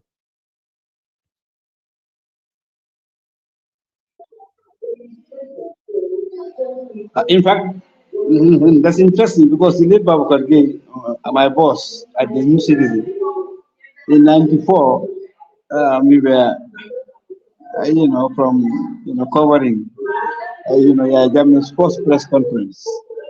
Myself and now Honorable Ibrahim Masila. Mm-hmm. So we found him in the office. We are finding our story. So he had some very, very interesting to say about. He said he was arrested because he was the first journalist to notice the SAS presence. Now, on the 11th of August, Sadauda called his first press conference after since the coup, because he was very press friendly, and Babukar had the audacity to ask Sadauda, Mr. President, and I'm quoting, I crammed this one, Mr. President, can we know the identity of the two white men found around the MRC? Sadauda said, two white men. Babukar said, yes, Your Excellency, two white men. Sadauda said, well, what about two white men? Babukar said, well, I'm asking you, Mr. President, who are they? Then Soabokonate, the Director of Information, butted in and disqualified the question. Okay? He asked, I think Mr. Papsen or Mr. Ngan Thomas, to ask the next question. So Babukar said immediately after that press conference, he went to the parliament, which was, about to be opened by Jawara, and two, operatives called him Kai. He went out and he was handcuffed. Wow. Babukar Gay of Citizen FM. Yes, yeah. That put him in the slammer, for 9 months. For simply asking that question. They were involved, they were active on the ground? They said, no. Well, yes, and in fact, some of them have written books about their brief expedition to the Gambia. Basically, it was to rescue Lady Jawara and the children because they were sick. And the remnants of Kukoi troops, rebels, they would have killed them because they knew Kukoi had fled. Now this was on the 6th at the MRC. So the SAS came, via Dakar. They posed as surgeons, as medical people. They told the rebels, we have to, treat the children. They are sick. Unknowing to the rebels, under the white coat, were Uzi machine guns. So before the rebels knew it, I think a dozen of them were dead, or or fleeing, and then that's how they were able to rescue the first family, and then they fled back to England. Yeah. Wow. That's crazy. That's crazy. Well, about I the think football. yes, I think this is a good point to draw the curtains on the first part of our conversation regarding the Kukoi series. If you're just joining us, that's what we've been looking at, myself and Professor Hassoum Ceesay, the Director General of the National Center for Arts and Culture. What we've been looking at in the last couple of hours is the 1981 coup, key personalities, events, and untold stories. And oh boy, deliver he did. Hassoum was awesome. Some pretty interesting stories that I am sure, is new to a lot of us that are watching. Personally, myself, I have to confess, I didn't know much about the involvement of the British Special Forces, the SAS, the Special Air Service, they are called. They are essentially the special operations unit of the British Army. They were involved in the rescue of the first family, as we heard from Hassoum himself. For the first time also, I got to find out about the involvement of Pengu George, Jibril L. George, who was pretty much very, very involved in the events of July 30th, 1981. I think that's also another interesting revelation for a lot of people that are potentially watching. The role that Ali played and others in the resistance, Mr. Tambajang, I should say, that was also revisited adequately in making sure that the State House did not fall, but also the Central Bank and key installations in Banjul. We've lost him. Professor Hassoum Ceesay, the connection to him. But definitely this was where we are essentially going to draw the curtains on, and hopefully we'll have him again to look at what followed after the 81 coup, because a lot of interesting political developments followed. The Senegambia Confederation was one of them. The formation of the Gambia Armed Forces was one of them. The presence of the Senegalese army in the Gambia. I would have also loved to, look at how the 1981 coup was or was not linked to the events of 1994, July 22nd. Both events happened in July. Interesting episodes. But always a pleasure to have Professor Hassoum Ceesay and his likes. Historians. We had Professor Ensas Toure the other day, and they've been very awesome, both of them, in providing different perspectives to the events of July 30th, 1981. Mbadi ngolungal jayi ngal tentu alala moy kunyi makang anala jibe kunyi makang nim Professor Hassoum Ceesay le benu njang tariko ngalo ne kachalo meta sio meta fanam bari mbe kule kacha kan me alon ko akumata bake 1981 mo be meke bari tariki le fanam mo me alon ko man sene amo jamal ma ku jamal be findi je ko ku jamal be findi nyame Gambia la tariko to Gambia tariko penjama man safeje njikita ko wo nyanta falin na lonna le londi tiori nyanta le woldo lu jibe bari nga fenjama le be mo le nyoto na dia alay na programme na la kono bewul fasar le nga dinke kono kennike isaje tumando bato molmen yalon ko imang chance to ka bula kacha no because nga angale kan wala ngal hakadani wala Hassoum yajile ko nyimu tarike kutalti bari kukum marina kule fana me yalon ko amme seata baake aje ko de ase kacha nyin keno ku nyamen wala muninga ke angale kamari sontaye wala ndani wala sontaye wala ngoke bari kal jey kal tentu nga dingara ku jamala kono ko lu men sodata mol men bulata kono eti won coup d'état keta nyamen anin ku jamalo be kacha kum fala janne alama tilo to di ala alama be tan kala katanin katato la wassalamu ala baraka bake. Thank you.